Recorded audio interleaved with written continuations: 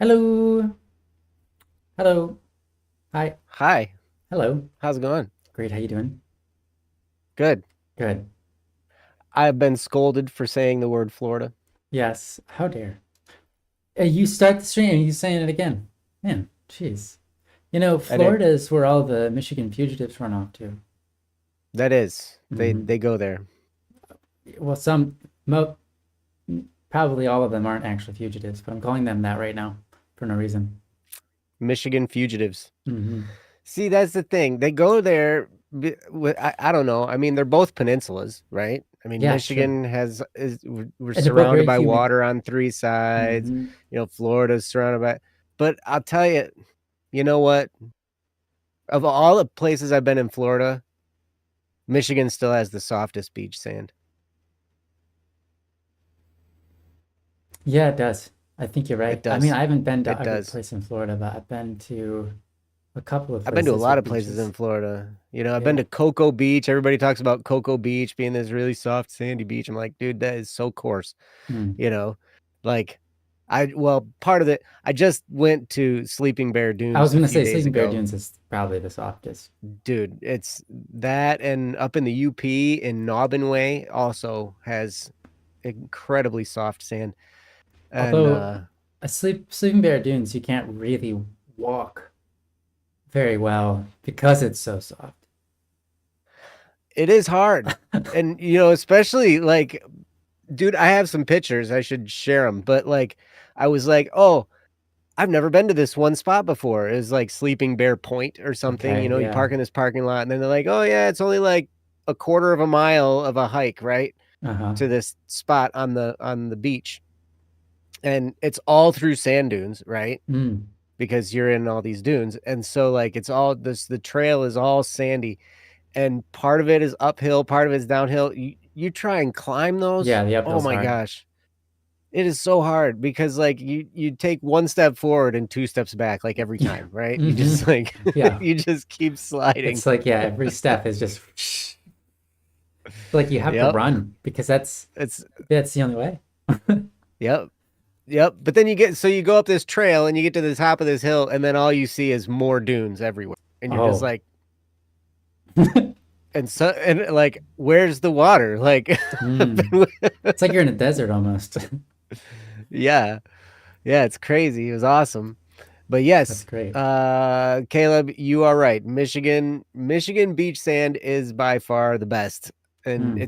it's all on Lake Michigan too. By the way, um, I've been to some Yeah. beaches on Lake Superior. I've been to beaches on Lake Erie in Ohio. There's some soft sand there too, but still, Michigan Hmm. softest sand is Yeah.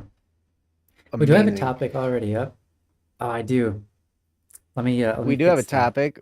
Saule wants to. Oh, It's, yeah, we have a topic in coming, but the one that's on there right now is Saule wants to be here dead. for it. Okay. Oops. There we Oh, go. I and fixed that. we've got another one. We've got another one that just came in from Oh, Ellie. thanks, This Ellie. just in. This just in. Breaking Ellie, news. we've missed you Aw. too, Ellie. Oh my gosh. Oh no. Ooh. Oh no. You're in a car wreck. I hope you're okay. Yeah. Is everything okay? I hope so. Oh. I mean, you're here, so And you're you laugh alive, about which it, is but that's good. But like, are you okay? yeah. Yeah, everyone, jeez. Yep. See, this is this community. You guys are Mm-hmm. awesome. Twashu, hello. Good to see you. Mm-hmm. You're awesome. Only experienced the You've smooth, fine sands of Australia. You know, I haven't been to all the Australian beaches. I've only been to I've been to I don't even know if you count that as a beach. So I haven't really that I remember. I haven't really been to an Australian beach. mm, Oh, I've well, never I been to an sort of Australian been. beach. I've been out to the ocean in different spots, but I don't think I've ever been on the beach. Mm. It's crazy crowded there, anyways. If I were to be so, that's one thing that's nice about Michigan. If you can go to the beaches, generally not fighting over spots or dealing with loud people or anything. Depends on when and where. I will Fair, say that. fair. Now that it's September, Mm. Now the crowds have yeah. gone away because it's after Labor Day, so the summer's kind of over, and it's the perfect time to go to the beach because it still feels like summer. It's still like when I went, it was still in the mid 80s, Mm. and the water had all summer to warm up, and so the Yeah, water, Lake Michigan water, was actually kind of warm. that's It's nice. great. That is nice. But yeah, I always go up northwestern Michigan, near Traverse City. You have like infinity beaches you can visit, and some of them are super crowded and crazy and like just crazy busy, right? And then you go to other ones and there's nobody around for miles. Mm. But I will say, Ryan, you and I found the best beach ever. My favorite beach I've ever been to. I went with Ryan Mm. I remember when we that. were filming all that stuff for That was Salon, and amazing. it That was was an so amazing crazy spot. because it was right where it was just this tiny little Catholic church that has like 6 masses a year or something like that, because Yeah. but we just found it. We were like, and we kind of found it by You were accident. We just were traveling just down the driving road. around looking at the map, and I'm like, oh, we should turn down this road, and we passed it. Mm-hmm. And it's like, oh, turn around. And so we turned around and went back, and we found this little spot. And then behind this church is this walkway thing through the woods. And you come out into the most amazing, majestic Mm-hmm. lakefront property you've ever seen. And I was just like, oh, this is gorgeous. And the Yeah, we waves stayed were there. beautiful. And Didn't we stay there until uh, sunset? no, Oh, we we went stayed to a there different until I place got a too. call from Oh, my ex. okay. Who wasn't my ex at the time, but yeah, Mm-hmm. yeah. I remember That's that. right. Okay. We went to a Oh, different dang, place you in got to go Sunset. to a private beach. Private beaches are Mm, fun. I see. Yeah. Cozumel. Cozumel? Cozumel. Isn't Where's that in that? Mexico? Yeah, where is that? I've never heard of it. I feel like that's in Mexico. You know better than I I could be do. wrong. Wow. Ah, the video for Saint. Yeah, that's right. Saint Laurent. Yep. Thank you, Mianglios. I Yeah. appreciate that. If you want to see where I was this week, you can watch that video Mm, and you'll basically see where the beaches I was at this week, or a bunch of them anyway. yeah. Um, That's great. yeah, Ellie yep. updates and says, "Yeah, the car was totaled. I have TBI and my arm is struggling to arm a bit." LOL. What is TBI TBI. short for? I'm misplacing what TBI Yeah, is. right now I can't think of it. Anyways, if your arm is struggling to arm, that sounds not good. You might have broken it. It might not hurt, but it might not function correctly. That might be a broken arm. Definitely want to check that out, the doctors, if you haven't already. Best margaritas. Okay, that must have Traumatic been, yeah. brain injury. Oh my gosh. What? Traumatic brain injury. Oh my God. That's It's crazy. not I'm glad your brain isn't broken. I mean, you're still here and you're typing. So, Yeah, you're doing well. You're doing great. Wow, that's all right. horrible though. Twashi, thank you so much. I appreciate you thinking that song is great. I personally don't like that song, but I don't like any of my songs. I like the song too, but Really. yeah, that's how that goes. I get it. Sometimes it just Well, I feel like that might be the one, like the one that was picked up in Spain and played oh, yeah, it might a be. bunch. Like out of nowhere, all of a sudden it was getting all kinds of plays in Spain Yeah, that in was bars. interesting in bars. Yeah. That was weird. That was so weird. I It was was in like, a bunch of well, different hey, that's bars. just, How bizarre is yeah. that? Yeah, I don't know. it was a thing. I don't know. Yep. A second degree concussion. Wait, Whoa. seventh recorded concussion. Oh my gosh. Wow, Ellie. That's a Ah, lot of concussions, girl. dang. I'm so sorry. That's crazy. Yeah, that's tough. I've never had one. But I know people who've already I had don't know. several. Like I don't know if I've ever had any. have your kids had more than one? Oh yeah, my Yeah. youngest kid, he's had at least 4. He had at least 4 by the time he was 9. Yeah, that's what I thought. Little Something like that. I little didn't know it was four. I thought it was daredevil. three, but wow. Daredevil child, man. Mm-hmm. He'd climb up stuff just to jump off it. Just because. Yeah, he says Like that's his thing. no more concussions this year because I said so. What about next year? This year's only got a couple of months left. Only got Yeah. 3. All right, Ellie, I'm gonna process your topic while Ryan does some disclaimers and stuff. Fantastic. So Let's run through that's it. gonna be that's how about that for a plan? Is that a good That's a plan? great plan. Let's do it. We'll Just good at plan coming on up it. with plans. Welcome to Don't Worry Wednesday. I We're got the here plan. with you. Yeah, you're the man with the plan. Your name's not Man Stan. with the plan. Yeah. Um, And oh, Moonlit Moonlit. exists. Hey, Welcome, welcome, Moonlit. welcome. Yeah, nice to see everyone here. This is great. Sawale, you're here as well. Fantastic. Thank you for being here, and thanks for putting that disclaimer out. We've got a topic from you that we'll be doing soon. But yeah, welcome to Don't Worry Wednesday. This is a show where we talk about the issues and problems and whatever's going on in your life. It can be good things, but a lot of times we're here to cover the bad. And we aren't professional psychologists, psychiatrists, or anything along those lines. We can't give medical advice or anything like that. But we can talk about the bad. We can work through it, find the good in it, and hopefully come out on top. A lot of times we go through all sorts of things in life, and sometimes there might not really ever be a reason. There are evil things in this world that just don't need to be. But regardless, we can heal. And hopefully we can be a friend to help you along on that journey, whatever that healing might need to be, or whatever that thought that has yet to have come to your head might be, whatever it is. We're here to be a friend that walks beside you on your journey, just to kind of step in, give a little bit of encouragement, because a lot of times you guys know what to do, but a little bit of encouragement goes a long way. And then step back out and let you live that, let you journey forth and conquer whatever it is you're going through. I think all things in life generally um, can be made good. Good can come out of them, even if it sucks right now. The world moves forward, and good is made out of evil often.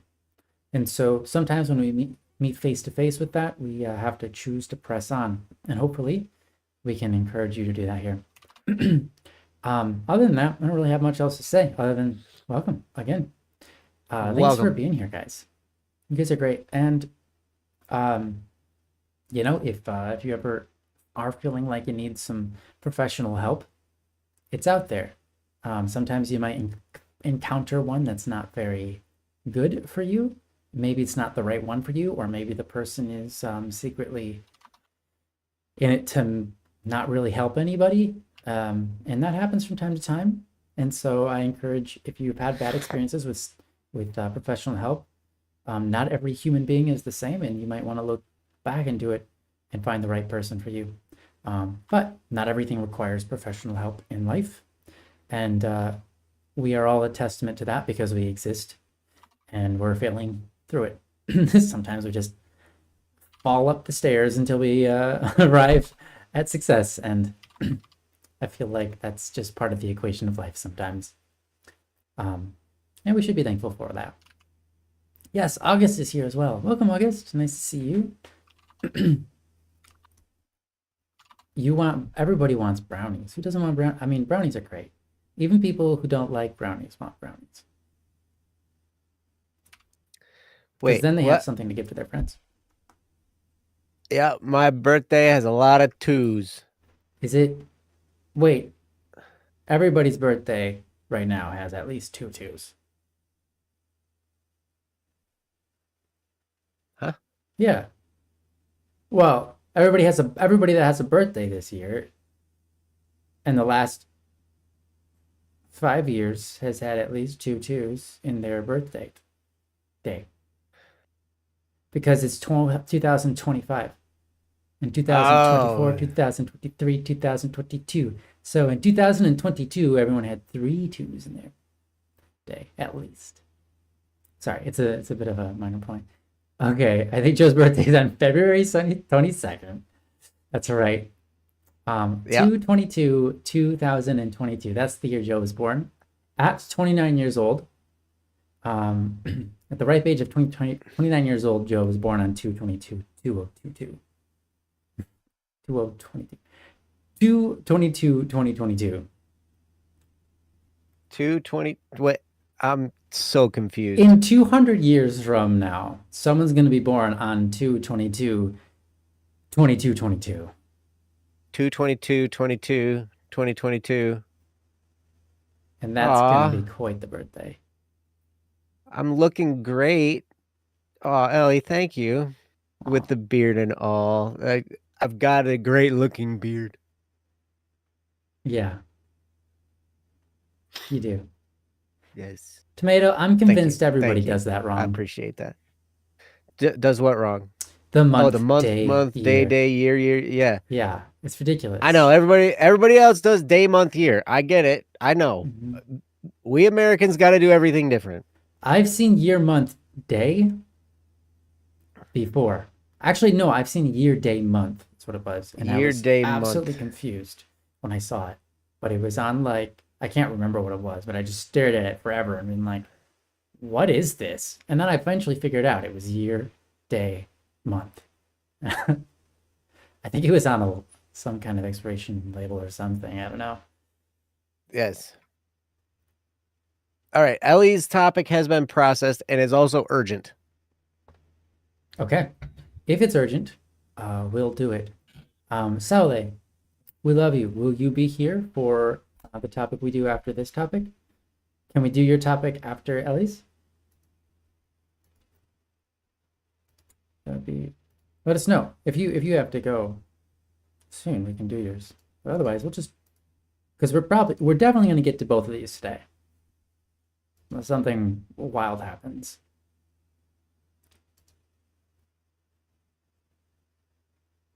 Urgency. Post haste. Post haste. Post haste. Wow. Intense. So, Caleb, you might be right about that. I would definitely believe that. Like last week. Yeah. Post haste. Needed it done last week. All right. Yeah. Neonsite, my birthday is every day. So brownies every day. True, because you're always 29, which means Every always your day. birthday. Wow. Every day I turn 29 again. Every day. Every day I wake up and I'm like reborn from sleep. Reborn from sleep. Reborn. Wait. Yeah, okay. You know what's weird? We don't celebrate our Birthdays. rebirth. I don't celebrate my birthday either. We don't celebrate our rebirth days, if you will. Born again I'm days, the our birthday princess. days of baptism. Oh yeah, I don't even remember. It would have been Easter of no wait, it wasn't Easter. It was like in November of I wouldn't something. know mine. That's Not when I even got close. baptized. I wonder if my mom would even know mine. It's got to be, dude. It's recorded somewhere. It's recorded. It is written. Actually, I should know mine because I'm probably They the wrote last one it. to have seen it, but I don't remember. Whichever Princess has her birthday today. I don't think Princess's birthday is today. Maybe her. Well, maybe some princess somewhere. Yeah, there is a today. Maybe in some princess in time. Maybe. And it's James. James. Man, Princess you guys look James. so good. Look at all you guys. Hey, it's James. It's James. Masterlay's here. Oh my gosh. Okay. Remember to hydrate properly. Good to see you. Oh, you're here to do a wavy wave. All right. Wavy thing. Yeah. We're gonna do it. I don't know how to do it. So we're doing well. All right. Did we hear back from Saule? No, we didn't. Saule, if executive decision since yeah, Saule didn't respond. Executive it. I'm going to do Ellie's. Ellie, thank you for submitting a topic. I am going to put this topic on the screen for everybody to see. And I'm going to put it up on my screen. Okay. Yes.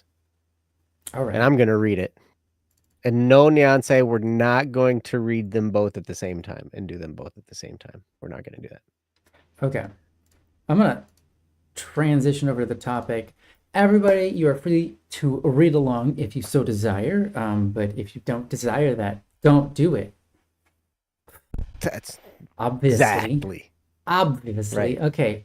This is from Ellie. It's titled Manager Struggles, and it reads as follows. I'm struggling with one of my managers who hates me, and I need better advice than customer servicing them. I got a new job, and everything was going great. I'm the best cashier they have, and almost everyone in the store loves me. This brings me to one of my managers, who's yelled at me for asking questions to other supervisors, saying I'm trying to go above her.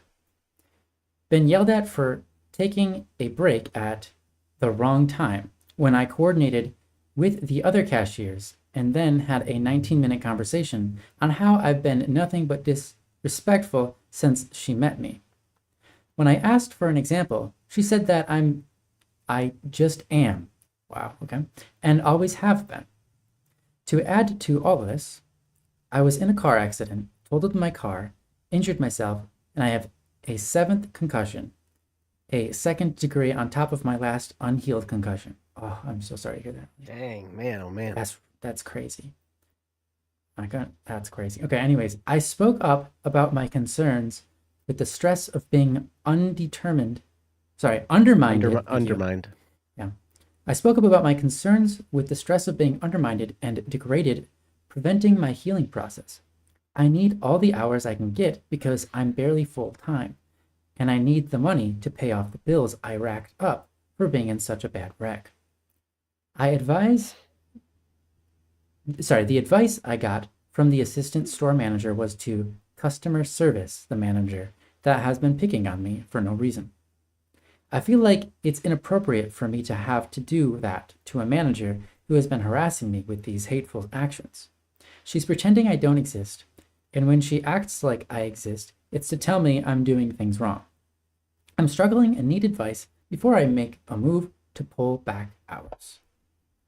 From Ellie. Wow, Ellie. That's really rough. I hate to hear that, and I hate to see that. I've been lucky enough to any store I've ever worked at, been pretty well loved, and anyone who didn't like me just kind of stayed away from me. So I'm blessed to have not had to experience that, but I have experienced similar things in school and band and other experiences throughout my life. So I can partially relate to that, even if it's not necessarily a job. But that's really awful. I've had plenty of people who just decide to hate me no matter what I say. I remember confronting an individual and just talking to them about it. I'm like, dude, you could either be my friend or be my enemy. And it's like, and I would be happy to be your friend. And I'm sitting down with you and chatting you, and we're having a decent conversation right now. And it's like, so like, what's the deal? Like, why don't you like me? And then their response was, I don't like you because everybody else does. So there must be something evil about you, something wrong. And so I'm gonna figure it out. And I was just like, wow, okay. All right then. I mean, that settles that. I can't change your mind. Literally, the whole point of the reason you hate me is because there are other people that like me. And you don't, I mean, I guess, I mean, that's rough. It's like if you go to heaven, that's hopefully a place that is the place where everybody likes everybody because you're all holy and united by the one experience. Like Everybody loves everybody. That's Doesn't right. say you gotta like them. Well, okay. If everybody was perfect, I think it'd be pretty easy to like them. And if you were perfect, I think it'd be pretty easy to like everybody that was perfect. But you've got a point. Probably true. You've got a point. Probably true. Yeah. But anyways, I'm just like, whatever. Big picture, I guess you don't see it, and that's fine. That's fine. So, needless to say, there are situations where there's nothing you can say to a person, no engagement. At least we're talking outside of a wild situation where you both end up getting trapped in a room and you go through an actual cinematic with each other. You know, like Right. barring the horribly unlikely, chances are conversation will never reap the the benefits you're hoping. There are occasions where it does, and you can try to talk to them, but it sounds like you're a reasonable person, and based on the experiences you're having with everybody else, and they're just not willing to see that. So sometimes that's how it is. Anyways, I guess I don't really have much to say because I'd rather not say much. I'd rather give it over to Joe to see what he's got to say on this. I know Joe's had I'm his scared fair. of what I'm gonna say. He's had his fair share of dealings with people, and especially those who will just hate him regardless of anything. So, um, Oh yeah, so I am anyways, well hated in many circles. That's I for will sure. I will give it over to Joe, who's been in that position for a lot of his life. So, yeah, even though it's completely unreconciled. So, yeah, Joe, you're amazing, and we love you, and we all respect you. Ah, So we're excited thank to you. see what do you do about all this kind of stuff. What do I do about a manager who hates me and all that? You know, I'm the expert on being awesome. Oh, Yeah, thank you that's guys. true. You guys are so nice. I I don't even know what to say. You guys make me feel good. I appreciate that so much. And I think the world of you. Ellie, I've had some conversations with you. I know you a little bit, you know, we've hung out in VCs Hmm. together and, you know, talked, and you are one of the kindest, sweetest, most joyful persons I've ever met in my life. And I will tell you this, I don't Yeah, think Ellie is you amazing. didn't yeah, you didn't ask why um this manager might be being mean to you, but sometimes that's what happens. Like when somebody's in a bad, you know, going through a bad season in their life, like the worst thing in their mind is, you know, like a joyful person. Hmm. Like, how dare you be so happy? My life stinks right now. Like, blah, blah, blah, blah. It's like, it's, you know what? It's a really good thing. It's like me when I see people in love. Hmm.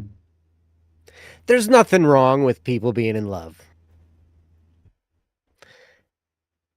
I I've just gotcha. been through the ringer in that department. So it's like, I don't want to see it, right? Hmm. Like, get a room somewhere else, right? Like, Hmm. and when it's happening all around you, when you go to Cedar Point to ride roller coaster, and there's like people making out in Oh line yeah, and all this I'm stuff, like sure. I'm like, come on, guys, like seriously, you're in public, like stop it. But anyway, all that aside, sometimes that's just it. Like you are happy, joyful, loving, friendly, and all this kind of stuff, and this manager might feel like that, you know, like maybe they're going through a really tough time in their life. I don't know. Sometimes managers just decide that they don't like you Yeah, that happens. and they want to just make your life miserable. Hmm. Sometimes that happens. I've had managers like that. I've had managers that were overtly mean like this, like what you're describing, where they just come up and they just like bash you and tell you all the things you're doing wrong. Even, you know, I think it's tough to say which is worse. It's that. I also remember for a few years, I had a really passive aggressive manager who was really friendly about it, but he was passive aggressive Hmm. in a friendly kind of way. And it just felt gross. You know what I mean? I think I know the job you're referring to, but I might be wrong. It was the job I had when I met you. Okay. Okay. But like, so, Yeah. but I don't know. It's tough. And see, now my boss is the biggest. Now I'm my own boss, right? I own my own business. I haven't had a job. He's bigger I than me, haven't had a buddy. job in however many years. God, when was the last job I quit where it wasn't my own business? I think 2014. So for 11 years now, Hmm. I've basically owned my own business only and not had to deal with a manager. Now I've had managers that I had to talk to in order to do stuff because I had clients, and so like the clients managers would talk to me, but that's a little bit of a different situation because they're not like, you know, they're not directly over me as an employee, right? Like they know I'm a subcontractor, and so they better be nice to me if they want to get their stuff done. Right? This is just kind of how that worked. Okay, Ellie's got an update here. I recently found out that she's been making several people at the store miserable, being aggressive to a coworker that has tumors, one of my other managers, and then a few of my other coworkers. So, you are completely within your right to go and talk to, the store manager, whoever. Looks like you've been accused of going over their head. And I'm guessing maybe that's for the conversations you've had with their boss. So you go to your boss's boss and you talk to your boss's boss about your boss and voice this stuff. And sometimes sometimes that's one of the best things you can do. I remember talking to my buddy Steve, and he was dealing with a manager that was somewhat like this. Now, I don't know. This is not advice, but here's an idea. Now, I'm going to preface this idea by saying, it can backfire. Like, we don't know. Like, when someone is in that mode of thinking and in that mode of behavior, like your manager that you're talking about, like things can go one of two ways. It's unpredictable how this is going to be. But so predictably, this manager is going to be kind of mean, right? And sometimes if you're nice and accommodating to a person like that, they're going to walk all over you and keep being mean to you. So sometimes you got to stand up and get in their face a little bit. Now, I'm not saying be aggressive with them. I'm not saying get violent. I'm not saying be like mean, but assertive. And be like, look, I don't know what you're talking about. I don't know any of this insubordination you're talking about. I don't know about this disrespect you're talking about. But come on. Like, what? Do we want to work well together here or not? And sometimes, I remember talking to my buddy Steve about this. He had the company president was kind of like that to him at one of the jobs that he had. And I was like, dude, what happened to you? You're like the most assertive, sometimes aggressive person that is in my close friend group, right? Like, since when is it for you to back down?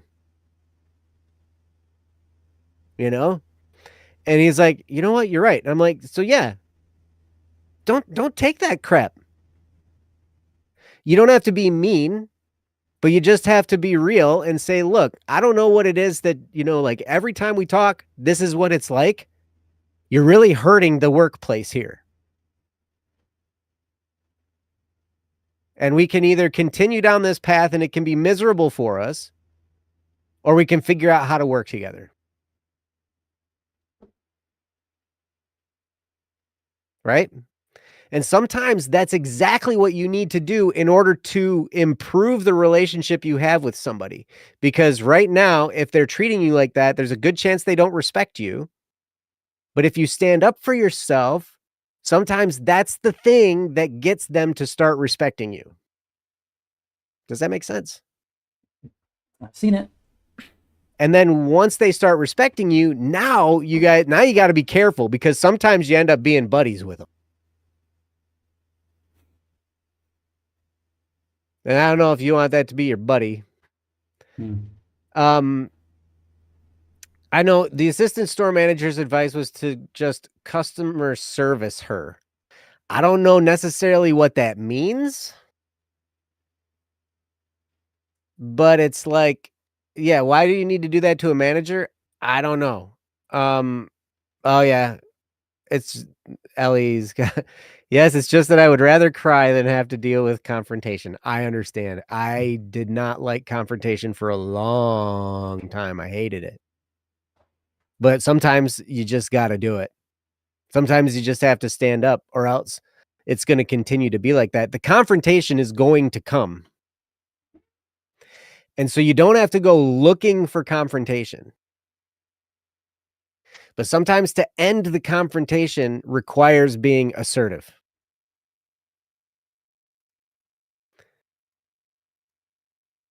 Okay, Neonsai says it means talk to them as if they are a customer, suck up to them, in other words.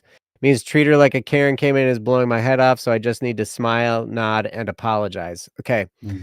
Problem is when you start apologizing for things that you didn't do, that can become a little bit of a problem. Now, your assistant store manager, see, here's the thing. Before I would I would not do this for a long time. You know, I didn't do this for a long time until I got a job that I didn't care about losing.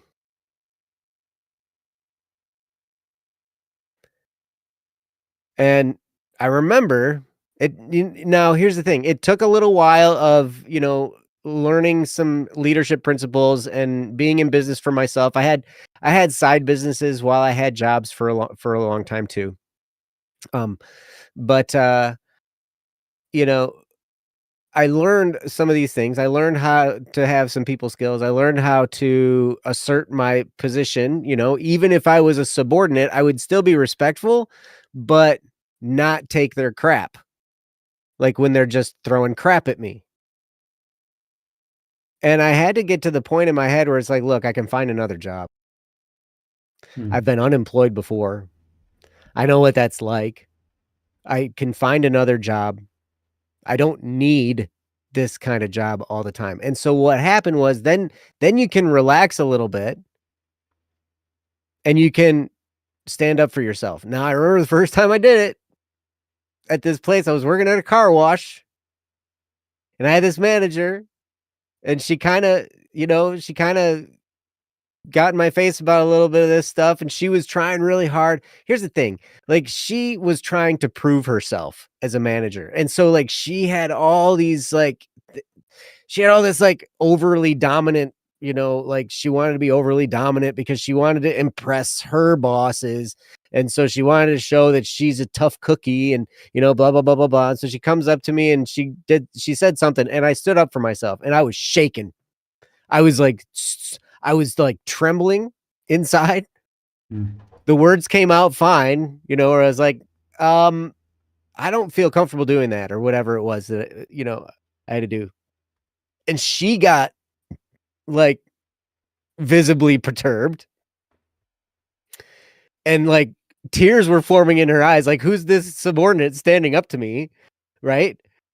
And I'm just like, whatever. And then it was so funny because we had this conversation. And then after that, we were friends. It was the weirdest thing. Like we were joking around when we were at work, blah, blah, blah, blah, blah. She's coming out to the shows. I was gigging at the time too. And she's coming to my shows, all this stuff. And, like we got to be friends. It was the weirdest thing. And to this day, we still respect each other. Now, it didn't start off that way, but then we had that conversation and things smoothed out, but it wasn't right away. But then here's another thing. Here's an instance. Sometimes you learn about how things go at a job, and so you just aren't afraid because there's this whole corporate structure and this whole whatever structure of regulations and all this weird. It's like this. It's a big bunch of gobbledygook that I don't like, and that's why I own my own businesses now. But have I heard the car wash song? Yes, I've heard the car wash song. Yeah. People would, when I was playing in that band, they would just break into that song to make fun of me. Mm. Like, Wow. But there was another time when, so not that boss, but her boss, the like district manager guy, manager of the whole chain of these, right? He comes to talk to me and he's like, I noticed blah, blah, blah, blah, blah, and I'm going to have to write you up. I'm like, okay, you're going to write about me on a piece of paper? Yeah, bring it to me. I'll sign it. I don't care. I know what's going on here. He's like, what do you mean what's going on? I'm like, you're developing a paper trail so that when you fire me, you don't have to pay me unemployment. Right? You're developing a disciplinary track of, action here because you want to have the option of firing me and not paying me unemployment. I know this game. And he looked at me and got this real sheepish look like, "Oh, he got me," right? Because I'm not stupid. Anyway, there comes a point when it's just like, "Look, I don't care about this particular job. I can find another job." Now, I don't know if you're at in that point in your thinking yet, Ellie. I don't know. It took me a long time. It took me going through a whole bunch of jobs. It took me losing jobs. It took me getting to the point where I was basically losing my house. And I was just like, okay, I've lost like so much here. Losing this job is like the least of my worries, right? Because I've been in a totally worse position before. And so sometimes when you go in with that mentality and what happens is all the fluff kind of drops off, all the extra, you know, decorations that we put on ourselves personally and all this kind of, whatever, it all just kind of goes away and it just becomes raw. And you're like, okay, look, don't disrespect me.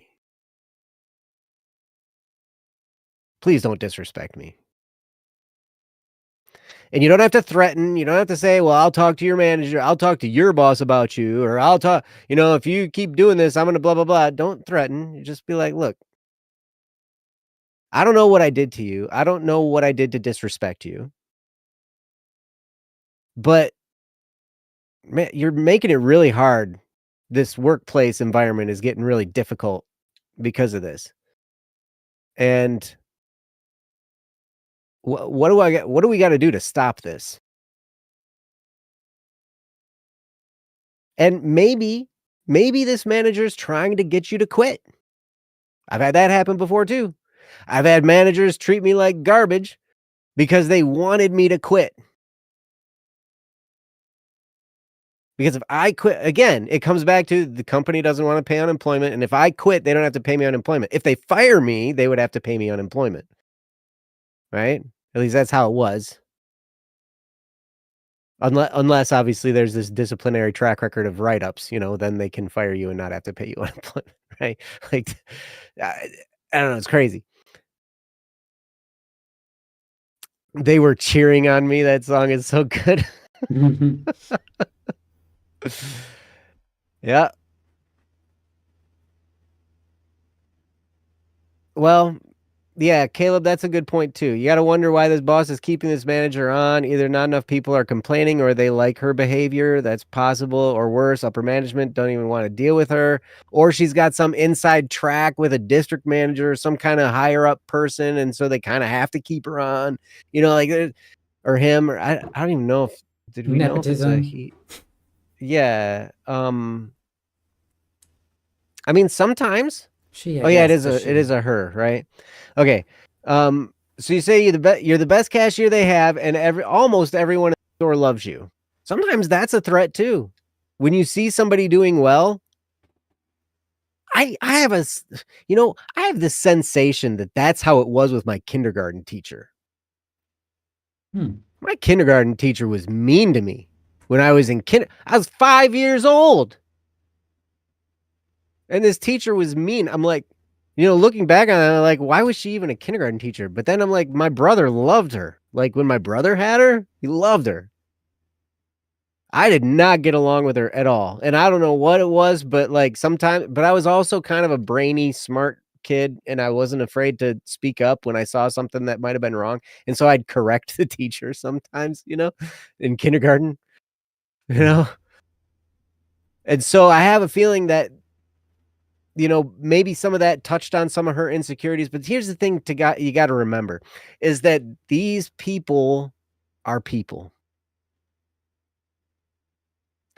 we get into this mentality. I remember being in this mentality of like, okay, so a manager and a boss, and then on up to the owner, like these kind of people, like there's this hierarchy of authority, and there is of authority, but it doesn't change the fact that they're still human, they're still fallible, and they do things wrong sometimes, and they go through problems. They've got their own set of issues too. And yeah, in fact, oh my gosh, Joe lore drop. uh, yep. Here's one more bit of lore. So, another car wash story, real quick. This was the most conflict I've ever had at the car wash, and it was with the owner. And this was crazy. Like, okay, so I'll set the stage, right? The owner, he was a nice guy most of the time. But he was also kind of a hothead, and he had a short temper, and he would fly off the handle sometimes, right? Now, his parents would also they were regulars. They would come through, and we were taught to know which cars were theirs, so they'd always get a free, the best car wash that they had, they always got for free, um, because and we knew them, and we knew their cars and all that kind of stuff, right? So the owner of the car wash comes in, and he brings his Corvette, and he brings it through the car wash. And so I work to get the bugs off the front and, do all this stuff and get it all prepped to go and then send it through the car wash. And then he comes flying around in this Corvette back to the entrance, like total hazardous driving, just comes flying around, gets out, runs up to me like I'm helping a customer. I took their money, I took the cashier, I had I'm scrubbing the front of their car with the broom thing, right? And the owner gets out of his Corvette, walks up to me, and shoves me into the wall while I have the broom in my hand. And he's swearing at me. He's like, "Oh, you didn't get all the bugs off of my car, blah, blah, blah, blah, blah, this and that." And he's freaking out and yelling and like just cussing me out in front of customers. And I was just kind of like stunned. I'm like, whoa, what's going on here, right? And then the next car behind the customer that I was helping was the owner's mom. And she saw the whole thing. His mom. That's Right? funny, Ellie. Amazing sound effects. that was the Corvette sound. Yes.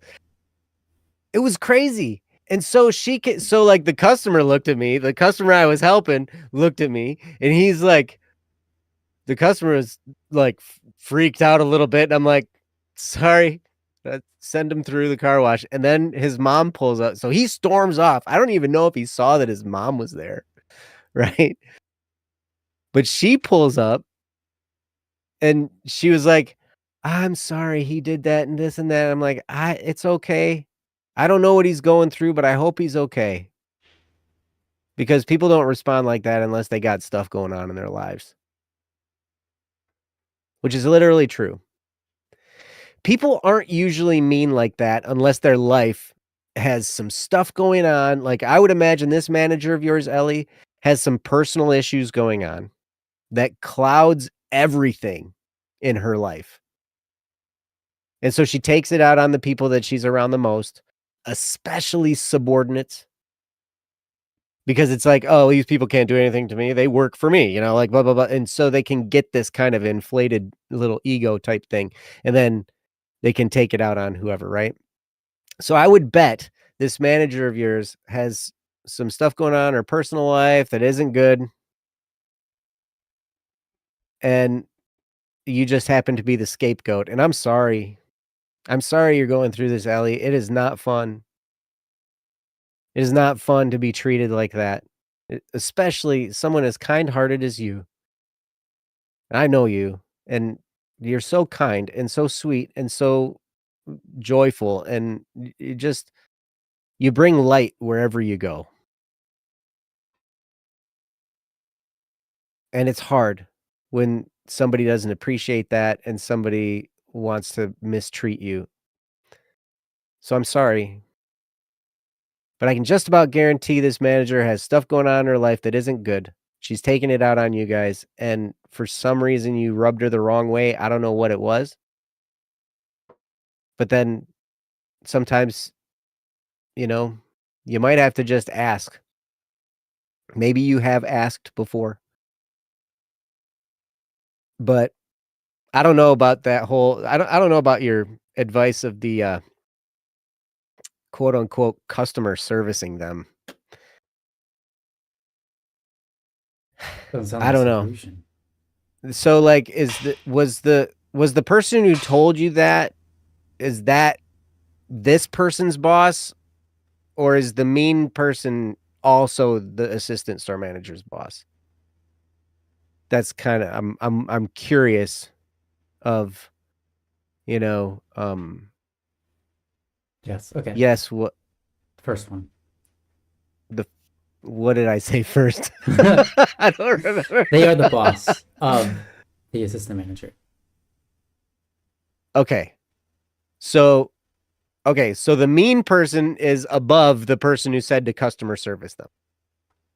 I'm going to guess. Yeah, that makes sense based on what we read.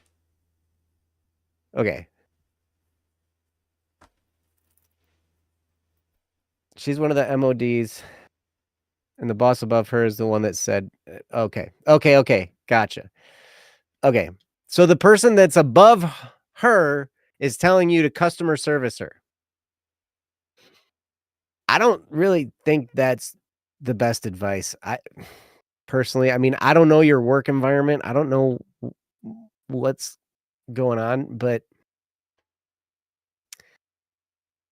I don't know. I've tried to appease people, whether it's in workplace, whether it's in relationships, whatever, and one of the things I've learned is that when you have a tyrant and you continue to appease the tyrant,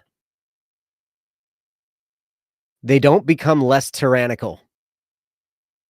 It feeds their tyranny. They fall in love with their power more and more and more. Until somebody stands up to them, they continue.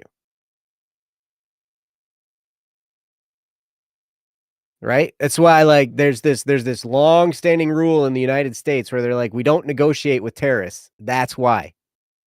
Because if we negotiate with a terrorist, they're just going to take whatever we negotiate with, and then they're going to just keep coming back and keep being more terrorizing. It's an empty, it's like an endless pit of, good-heartedness that you'll throw in there, and they will continue to get more and more tyrannical until somebody stands up. Now, you don't have to stand up and be mean. You don't have to fist fight. You don't have to drive up in your Corvette and shove them into the wall and, swear at them, right? You don't have to do stuff like that. But somebody's got to say, look, and it can be done with people skills. It can be done with, finesse or, with kindness. But somewhere somebody's got to draw the line and say, look, this behavior is wrong. It's simply wrong. And you might have to, Ellie, I'm sorry, this is just somehow the way that it goes, though. You might have to, when you're ready to say something, when you're ready to stand up and do that, you might have to find a different job. Because it's possible, depending on how this whole arrangement got set up, they might decide, well, we got to let one of them go and we can't let the manager go because the manager's got more seniority, or the manager's like somebody's nephew or niece or whatever it is, blah, blah, blah, blah, blah. And so we can't, so it'd be you. Or they might just say, well, if you can't take it, then quit.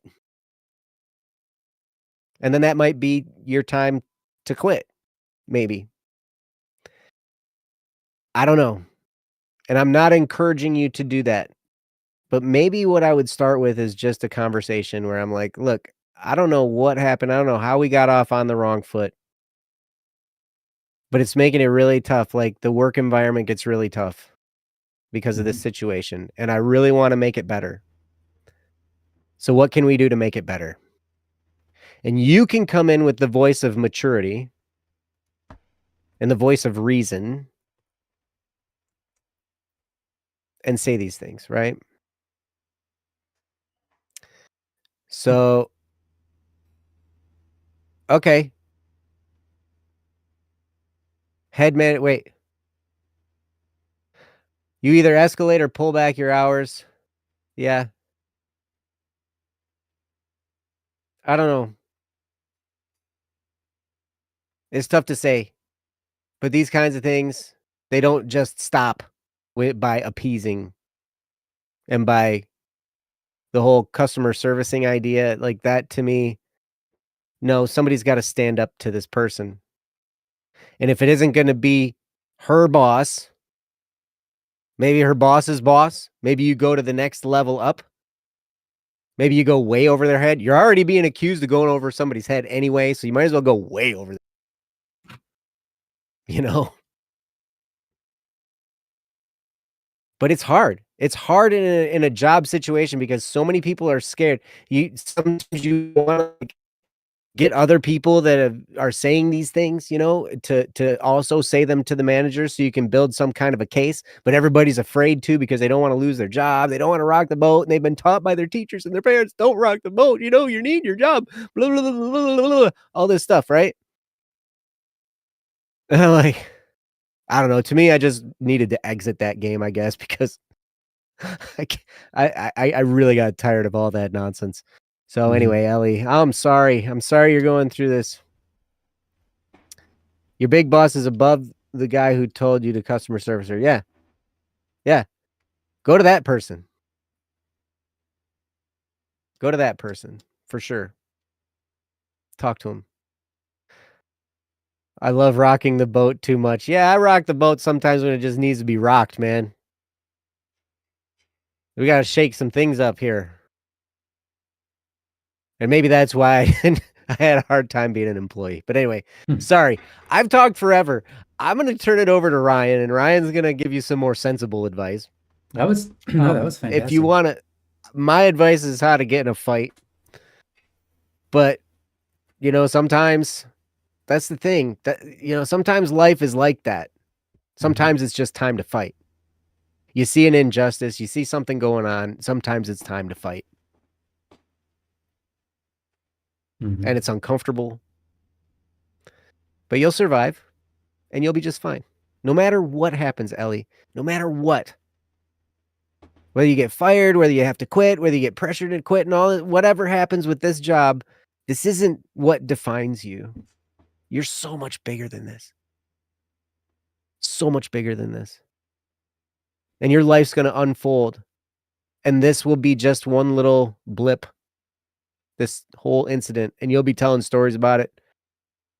Like, maybe you'll be Mhm. on Don't Worry Wednesday and you'll be the person talking about the Corvette in the car wash or whatever, Mm. you know? Yep. Hey, Kendra. And it becomes a great story. It's not fun at the time, but it becomes a story. So anyway, Ryan, I hand it off lovingly to you. Well, lovingly, I You want accept. to you want to fight? No. Okay. Cool. Good deal. I like that. Good. I don't want to fight you either. Great, thank you. I don't want to get hurt. I don't want you to hurt me. I don't want you to have to hurt me. It's I not wouldn't fun. hurt you. You could, though. You wouldn't feel a thing. You'd be unconscious. No pain. That's amazing, dude. Wow. That's funny. So honestly, Joe, you said so much and it's really great, and I don't think I have really to add too much. I think going through my life myself, I I've always been assertive. So, and it's not that I haven't been afraid to be assertive, but I look at the world very differently than most people, I think. And because of the way I look at things, it calls me to be assertive. So when I see people being mean to other people, I step forward and attempt to disarm the situation and help the situation meet its best end. Um, and I've been practicing disarming people, even people who are against me. I've been disarming people my whole life. And so that's kind of a skill that you learn, but you kind of have to be assertive to learn it, I think, because you have to be willing to put yourself into the battlefield to disarm, right? And so it can be hard to just come out and disarm them and have a conversation that's open and kind and welcoming and open-minded enough that they'll hear you out and be willing to meet you halfway in this whole deal of not liking each other. Turn their minds open to liking you, but chances are, based on, you know, I mean, like you said, you kind of don't want to rock the boat, and it's very scary to do that. Even if you did, it might not get you anywhere. I think other people have suggested this, and I would suggest it too. There's no reason you can't talk to the big boss. In fact, the way I would do it is I would say, hey, I would just ask the boss, hey, you got time after work to talk for a little bit? And they'd probably say, yeah. And if they don't, say, hey, can I call you at some point after work? Like when we're both out of work, just talk to you for a little bit. And they might say, well, sure, what do you want to talk about? And then you just say, just want to talk about the job that we're working and how things are going. And I'm looking for some advice, or for something to happen. And they'll be like, okay, you know, but if you just be honest, and then they might pry you even more there. And you might end up talking about it, the whole thing at work, but they might ask you to talk about it after work if they realize it's about an employee, you know? But just pass it to them. Just say, hey, I'd like to talk to you about this after work. They are the big honcho, and they're in your favor. And they're the one that probably needs to solve this. If you've already gone one step above her and they're not going to do anything about it, or maybe they will if you press them on it a little bit more. Obviously, customer servicing, like Joe said, is tolerating or even just enabling to any degree, like a bully or a tyrant or someone who's just trying to get their way with other people. Any amount of being a rug for them to step on that you do, I mean, unfortunately, what it does is it hurts them. Because if the goal is to be a saint, if the goal is to be the best version you can be, if the goal is to be a fantastic, amazing person that can do a lot in this world and a lot with their life and a lot with others and have friends and so on and so forth and have good relationships, if the point of any part of their life is that, then if you allow them to step on you, it's training them to step on you more. If you do not interfere, if you watch them step on someone, especially you, but if you watch them step on anybody and you let it pass, they're damaging themselves and you're letting it happen. Now, is it your fault? Of course not. But is it your fault for, like, it's not your fault for letting them become worse, but the reality is, if you want the best, not just out of your life, but for others around you, even those who you might consider your enemy, or at least they consider themselves your enemy, the best thing you can do for your enemy is to love them. How do you love your enemy? You present to them goodness. You present to them a path that is good. Sometimes your enemy, the path to good for them is literally just getting out of the picture so they don't have someone to tempt them. But a lot of times that's not the case. A lot of times the best thing you can do for someone who's made an enemy of themselves out of your relationship, you know, the best thing you can do is get in their way of causing this sort of self-harm. doesn't look like ordinary self-harm because it's not physically like taking a knife to their wrist or something, right? Or to their arm or whatever. It's not necessarily looking like that, but that is ultimately what's going on there. Because you are, just like Joe said, letting a tyrant get away with his schemes isn't going to soften their heart and open them up to go, oh, maybe I should be less of a tyrant. No, because they're getting their way. And it's making them more of a tyrant, which makes their life worse. And makes everybody's life around them worse. So it seems to me, Ellie, and it's not your fault or anybody at work's fault, but it seems to me that either the right person or just not enough people recognize the potential they have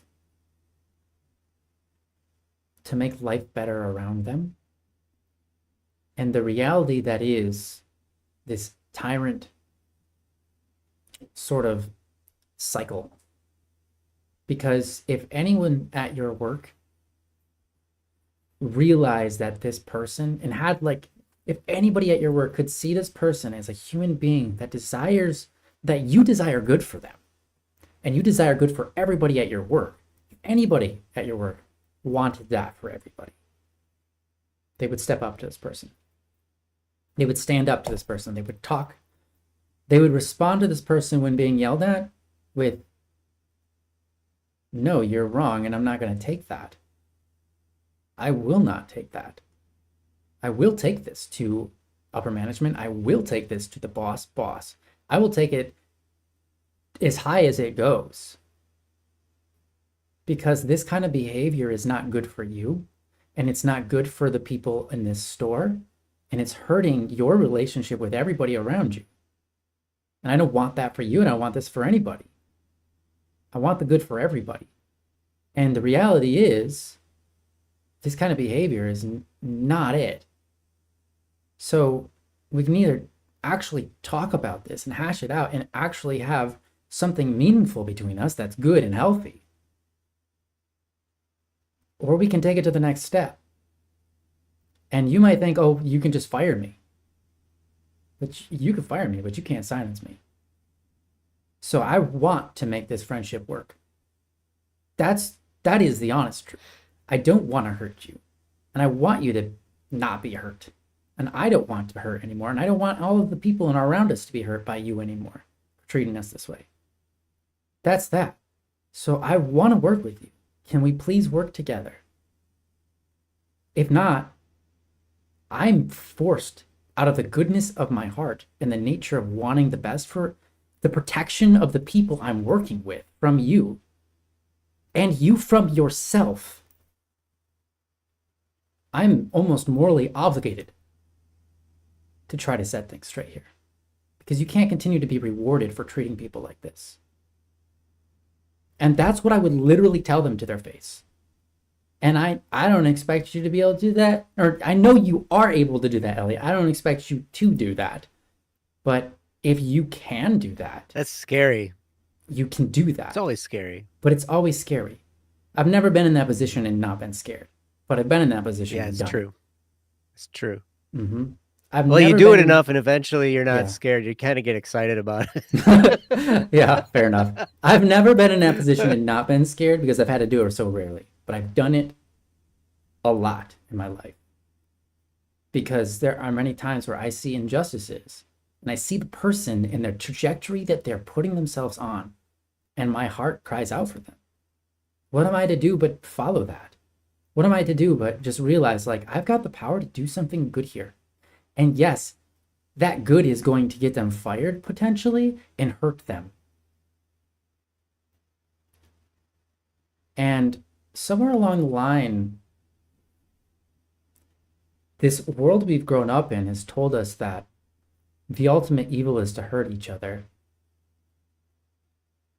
Okay, but nowhere ever did it say that to hurt is evil.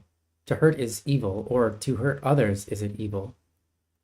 It can be, but sometimes it comes regardless of whether we want it or not. And sometimes it's useful. Many times it's useful. In fact, most of the time you're growing, there's that associated cost with it. And that cost is painful. Most of the time you're growing in anything is sort of because you have to, because the pain doesn't go away otherwise. So it's like there's going to be pain either way. And it's just a question of whose pain is it going to be and how is it going to be used? Is it going to be everybody's pain and go unused, which is the current situation?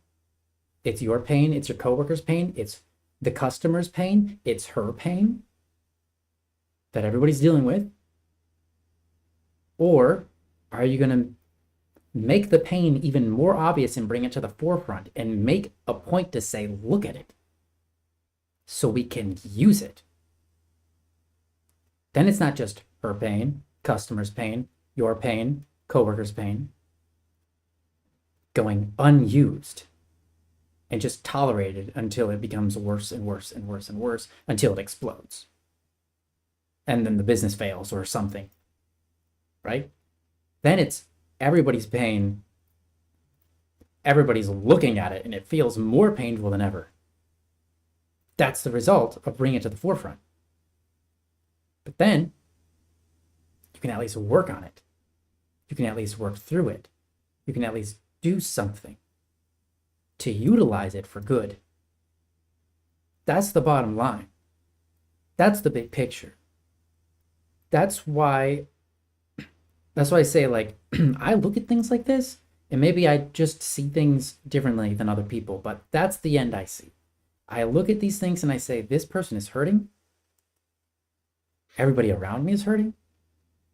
I'm hurting. No one's doing a thing to use it for good. They're just going to let it be until it gets so strong and ridiculous and out of hand that something explodes. And why would I want that for anybody? I don't want that for anybody. I don't want that for her even. I don't want her to have to just explode and then what? You know? Who knows where that will go? Who knows if that will be used for good or not? But if I can at least bring it to attention and focus on, hey, I want to make good of this pain. I want to go forward. I want joy for you. Right? And I would tell them that. Like, that would probably be my disclaimer out front. Usually whenever I have to go through this sort of thing, my first thing to do is disclaim to them is that, look, I want goodness for you. I want joy for you. I want to be your friend and I want to get to know you. Like, I want the world for you and for me and for our coworkers. I want joy for all of us and for all of us to work together. Like, in a perfect world, that's how I see it. But right now, it's not that. Very far from that. So how can we make life better for you and me and our relationship? How can we make life better for you and the relationship with the coworkers that are also having problems? And I don't mean to attack you. That's the last thing I want to do, because I don't want to hurt you.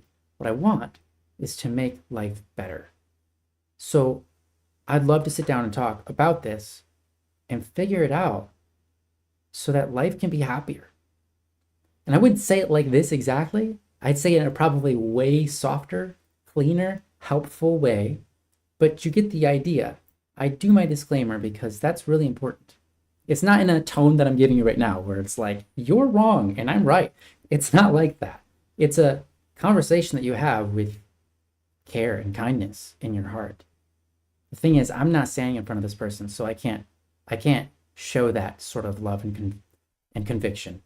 But if they were right in front of me, I would look at them as a human being and as someone that has potential for love and someone that I love, and treat them with such grace and kindness and respect, even if respect isn't deserved or earned.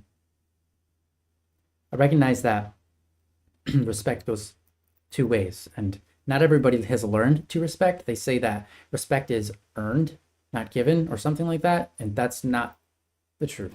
Whatever that phrase is not right. Respect is learned. If you never learned respect, you cannot give it, and you cannot earn it or anything, because respect is a learned trait, a learned ability. Just like reverence, just like many things in life, it's learned how you do it. Just like social skills, a lot of them are learned. So I know that's really hard, Ellie. Again, if that seems unreasonable, like that's not something you can do, if you don't think you can have that conversation with her that would reap any good rewards for you and them, most especially them, that's where you want to put your heart and your mind at. You want to put your heart and mind in their corner, fighting for them, rooting for them, and saying, hey, let's work through this together so that we can have not just a more joyful work experience. And I know that maybe you're just here for the money and you don't kind of really care about the experience you have here because you know it's going to be dreadful because you don't want to be here or something at this job. And I get it. But I want this for you because I don't want you to be miserable. And I can see that you're miserable. It's obvious. You can say those things. But if you feel like that's out of your capacity, if you feel like you don't believe that you could do that. Yeah, I meant for them. I know you love your work, Ellie. I meant for this manager because it seems like they don't. Yeah. If you don't feel like you can have that conversation with them, the culprit here, the lady in mind, then the only suggestion I have for you is to go straight to the boss and have a conversation with them. Because they'll do something. If they care about you and they care about their business, they probably do. They might defend them, and they will. Because this might be the first occurrence that they've heard of it, or maybe the 10th. But chances are they're going to defend them out of the nature of their heart. They're probably a good person that just defends people. And that's okay. But don't back down just because they're defending them. Because, again, if you attack this, and it's not even really attacking at this point, but if you come at this in her corner to your boss's boss's boss, right? You come to the main boss and you're like, look, got a manager and she's clearly going through a rough time. She's treating all of us very poorly. And I can give you plenty of examples, but that's not the point. I'm not trying to make her look like an evil person just so you can fire her or something. But something does need to be done because it's ruining the joy, it's sucking the experience out of everybody here. And it's very, it hurts me when she says things that are clearly just meant to hurt me. And I'm coming to you to be partially my shield. And I'm also coming to you to be partially her help. And if you bring that to him, if you bring him that message, chances are he'll start working on it. You might not see any results immediately, but keep in touch and keep that line open and talk about it every once in a while. If he doesn't seem like the kind of guy, or maybe he just isn't, that'll act right away, just keep bringing it up. Eventually he'll cave and do something. Chances are. That's how you have to deal with people sometimes, and that's okay. I'm a big problem with that. I don't like doing that. I don't like nagging people, but that's probably where one of my biggest flaws is I don't nag people. Not that nagging is what we should call it in that circumstance, but I don't nag for my own self trying to get things done. I don't touch base with people a bunch, even though I should. But that's a side venture, I guess. So, anyways, those are my thoughts. That's all I can give you. Is if you can't talk to her about it, you gotta talk to someone, because at this point, you have to recognize that you have the potential to make this woman's life better, and you have the potential to make your coworker's life better, and you have the potential to make the boss's business run better, and you have the potential to make your life better. And knowing all that is potentially in your power, hopefully you can take that and wield it successfully and talk to the right people to get something done so that hopefully everybody wins. And sometimes being fired is like literally the best thing that could happen in someone's life. I have seen it more than once. Sometimes getting kicked out of the house or something crazy, you know, like where someone turns their back on you, you end up coming out of it through that experience and solving some issues that have been waiting for you to solve them for a long time. Yeah. And that's a beautiful, True. good thing. So it's one of those moments where sometimes it's just something has to explode in your life before you recognize, like, the problem has to come to your face and say, hey, I am here. You know, work on me, before you'll work on it. And hopefully it doesn't have to get to the explosion part. So hopefully you can help that not get there. And that's what I've got to say on that. With that,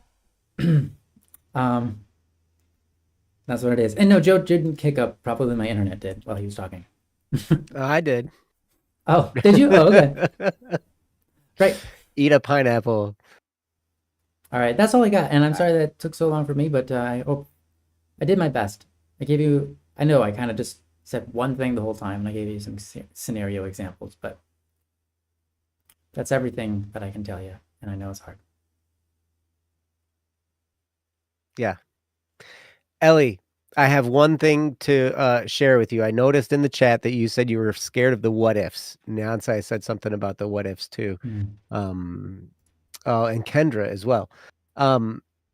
Yeah. So the what ifs scare you, you say.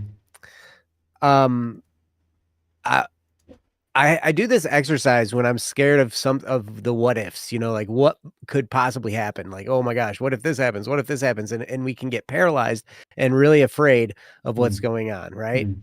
I've experienced this so many times. And then and sometimes I forget to do this exercise, but it's always very, very helpful when I do. And that is, okay, if I'm faced with some what ifs where I'm like, I don't know what's going to happen, but I'm kind of on the edge of something possibly big happening here. What if? What if this? What if that? And then so I have to get to the point where it's like, okay, what's the absolute worst thing that could happen? And so play this little game with me, Ellie. You don't have to put it in the chat, you know, whatever. But like, think about this, you know, just think about it, reflect on it a little bit. Think, okay, what's the worst possible outcome here? It's the worst thing that could happen. If you go and you confront this boss, or you go and talk to the head boss, or you go whatever, blah, blah, blah, blah, blah, what's the worst that could possibly happen? You know, lose your job, whatever, you know, like get blacklisted from that place for the rest of your life, you know, who knows, right? But just kind of come up with, okay, what's the worst case scenario? What's the worst outcome?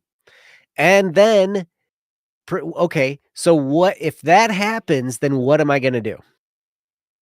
And you create a plan for the worst outcome. Right? So now it's not as scary anymore because you have a plan for what the worst possible outcome is. You're like, okay, so if that happens, then I'm going to do this, and I'm going to do this, and I'm going to call this person, I'm going to set this up, right? And you can prepare for this in advance. If the worst thing that could possibly happen is you getting fired or losing your job or whatever, or being told to quit, or you're going to be fired, whatever, maybe start looking for a job. Because it's a lot easier to get a job when you have a job. True.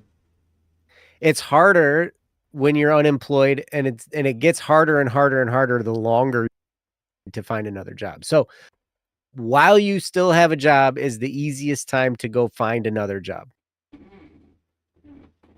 And so I'd encourage you, if you are afraid, if you're going to confront this issue to try and make things better, and maybe you'll live with it for a while, maybe whatever, And then because it might take some time to get the courage going. I remember Neonsai said in the chat, it sounds like you might need to experience extreme oppression before making a move. Both Joe, Ryan, and I are giving advice because we've faced oppression bad enough to know where this could lead. So we put a pin in it early before it gets to the point of breaking. Yes. Mm-hmm. When we start to see things go down this path, it's like, okay, we got to put a stop to it immediately, right? Or as quickly as possible. But it wasn't like that in the beginning. It had to work up to it. You have to work up the courage, right? Mm-hmm. And so it's okay that, that's the case. So while you're working up the courage, you can ask this question. Well, what's the worst that can happen? If the worst thing that could happen is you're going to you possibly could lose your job, then start looking for another job. I would start doing that now. It sounds to me like you're kind of at this point where this job is difficult. Now, I know you said you love it there. You love your work. It's just this manager's the problem. But so I play this game a lot where I'm like, okay, what's the worst that can happen? And then I make a plan for that. And so now I'm not as scared to do it, to go through with what I know is the right thing to do, or to stand up for myself, or to get in somebody's face, or to rock the boat, or whatever it is, right? I'm not as scared because I have a plan. And so I know what I will do in response to that worst case scenario. Now, most of the time, the worst case scenario doesn't happen. Most of the time, it's not that way. And it's easy to adjust up, right? Like, oh, if I didn't lose my job, maybe things get, maybe the worst case scenario didn't happen. I don't have to have this job. But maybe in looking for a new job, you find a better job that pays more. And they love you, because who wouldn't love you except for this person who obviously doesn't know whatever. They just, right, exactly. So it's like, their ignorance, whatever. But like, you might move up through this experience without even having to have the confrontation. You might just find a new job because you're preparing for the confrontation. And so you find a new job, and then you're just like, well, they pay me more, better work environment. Why would I do that? So you go do it. And then whatever. However, the only problem, so you might be able to skate out of there without even having to deal with it. Personally, if I got a new job, I would probably go and raise as much of a stink as possible before I left, just because that's kind of my personality, where I would like to be like, I'd just go in there and be like, look, you're being a turd bucket. Stop it. Fire me? Fine. Fire me. I'm starting my new job next week. So whatever. Screw you. Right? Mm-hmm. Like, yeah. I don't know. It gets to the point sometimes, like, I've been nice to people for so long, and I'm still pretty nice most of the time. But like, when I see something going wrong in the world, I just don't have time. I don't have time to deal with stuff. And so it's like, look, we're either going to set this right or what, but I'm going to call attention to it, because stuff's got to get done here. We don't have time to dilly-dally around this issue. And now, as a business owner, I really feel that way a lot, because it's like, look, I don't have time to get bogged down in all this weird mumbo jumbo. We got stuff to get done. Let's get it done. Right? Yeah. Happens. So anyway, I would play that game in my head with, if I were you. What's the worst can happen? Make a plan for it, and you'll feel a lot better about it, just because you're prepared. Most of the problem with what ifs most of the time is we're unprepared. As soon as we're prepared, we're not as afraid of the what ifs anymore. Right? That's good. That's good. Yeah, Twashu. What, Joe is good advice? Oh, thank you. Joe himself is good advice, yes. And you are number one in chat, man. And because you said Joe is good advice. That's right. Moonlight. That's great. Tawashi says, once you have a new job secure, you could go full confrontation too. And if things solve, you can still tell the new job, sorry, I actually got to decline the job offer. At least that's a thing. Yeah, that is totally a thing here too. You don't even have to tell them. You can just not show up for your first day of work. I wouldn't recommend Wouldn't that. recommend It that. doesn't necessarily. I've done that before, though. I got a job one time, Wow. got hired in, never showed up. Oh, Yeah, that was when I was in the middle. I had just had a nervous breakdown. It was like the first job um, I was getting after all that. You know, it was like mm, it was crazy mental, emotional time.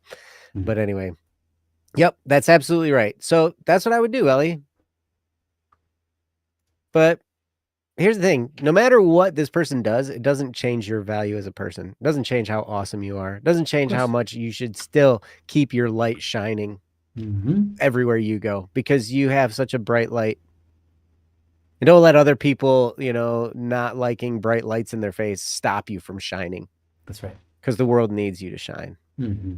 So keep doing it. Agreed. You are so awesome. Absolutely. That's all. Hmm. Well said, Joe. Thank you for this Well said, Ryan. topic. Well said, chat. Oh my Yeah. gosh, the chat. You guys are amazing. Thank you, chat. You guys are amazing. Yes. And thank you, Ellie, for this topic. I really appreciate it. And we hope that all goes well and continues a forward, upwards trajectory from here on all of this kind of stuff. And sorry you have to deal with poopy pants people, but Poopy pants people. yeah, poopy pants people, they proliferate or proliferate poopy smells. Anyways, yeah, sorry you have to deal with it, but in some sense that's life, and in some sense this is a chance for you to make a difference.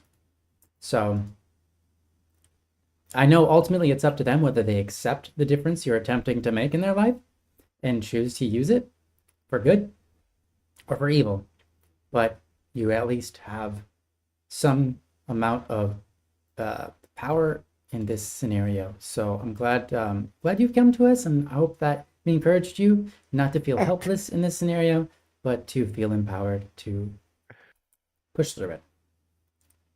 That's a crappy analogy, right? Thank you. Thank you.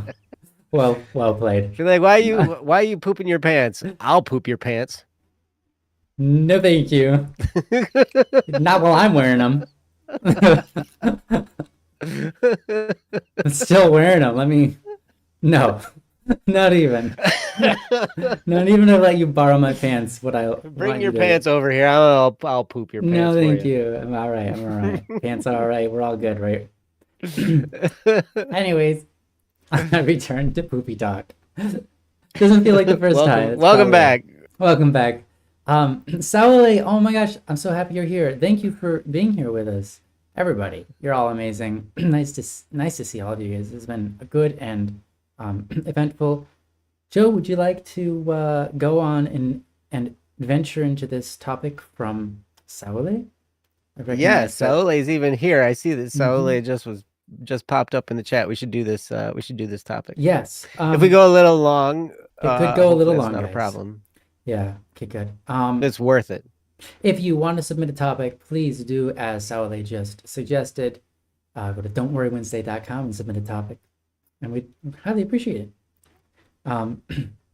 So yes, I am going to quickly adjust the topic and move on to this one from Saule. You make an adjustment. Yep, it is titled. You gonna poop somebody's pants? Hopefully, not. Oh boy. It is titled Lube, which is a great title for this, and I'll go ahead and put the topic on so all of you can read along with us. Yes, thank you once again, Sally, for this. It's titled Lube, and it reads as follows.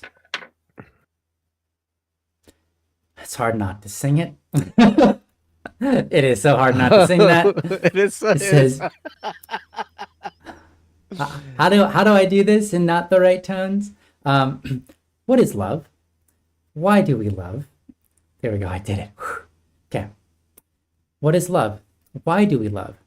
I walked past the TV while a movie was playing. One of the characters asked another why people protect each other. The other character answered, love, usually. That got me thinking. Why do we love? What is it, anyway? I know it has to do with caring about the well being of another and wanting the best for one that you love. But what is it, really? And why did God make us this way? Why do we love? From Saule. Thank you, Saule.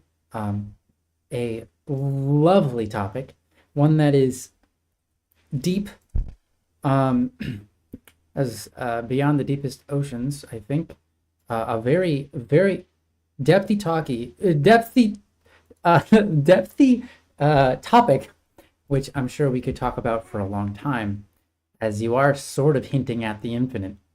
But we can do our best as human beings to dive into it and give you our limited best response to this.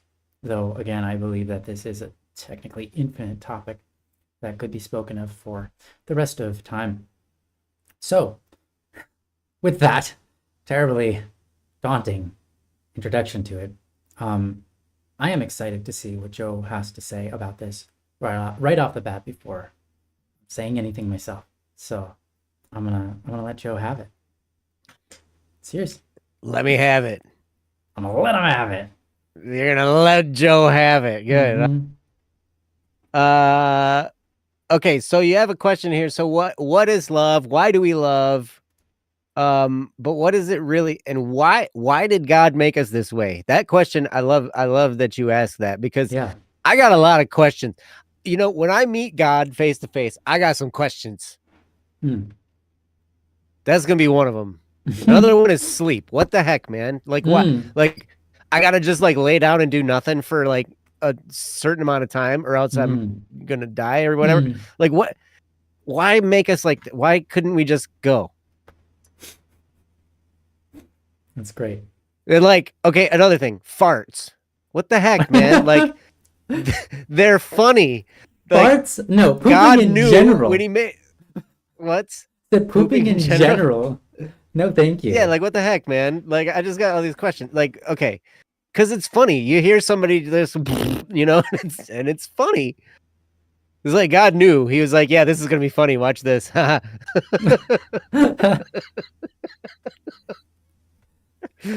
all the angels so just like, stare there and going, okay. they're like, we can't do that. We don't have bodies. We don't get your like, sense of humor, God. right. And then God will say the humans will. The humans will get it.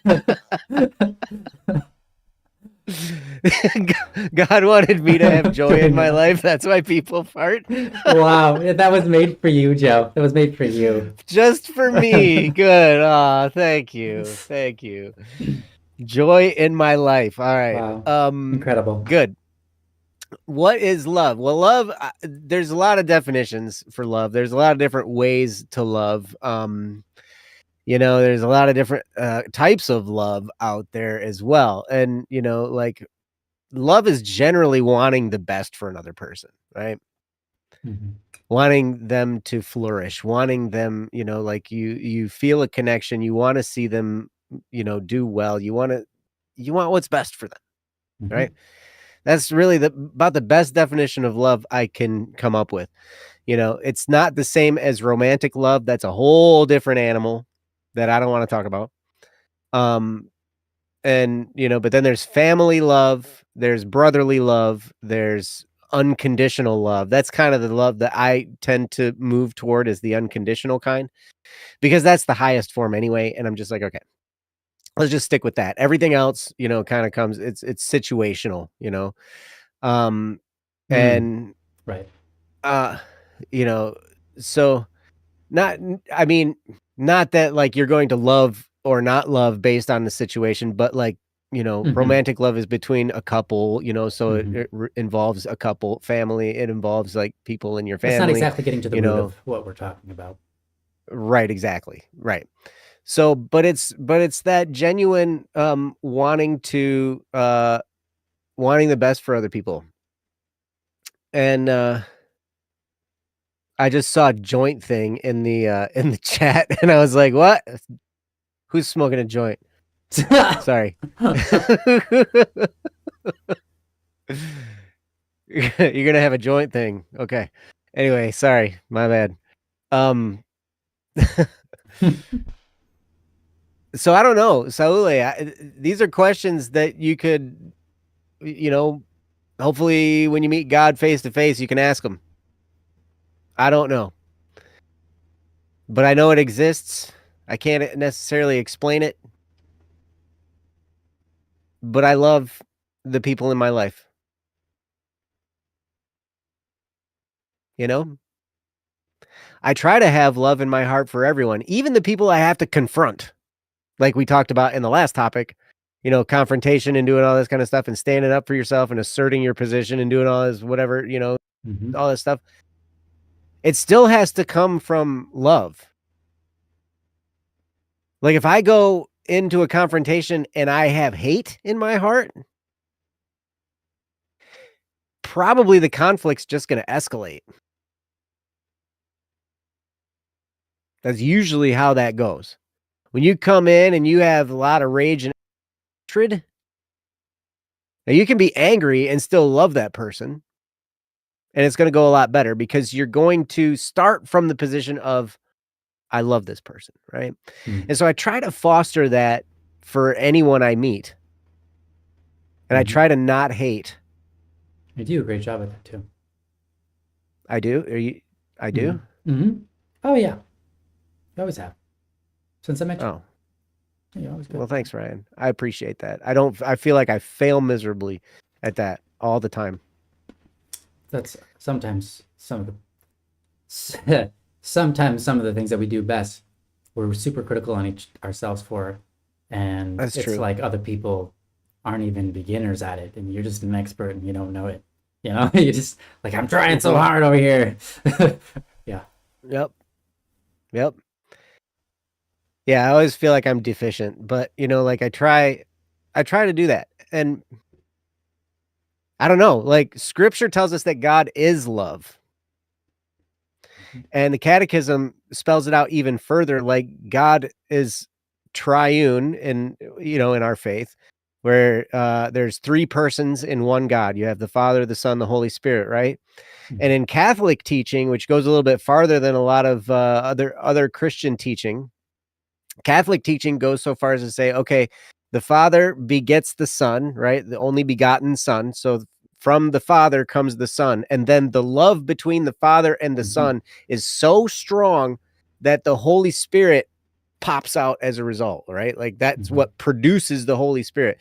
The Holy Spirit is the love between the Father and the Son. And so like they have this whole family thing going on just in the one God. Like that's the theology, right? You don't have to believe that if you don't want to.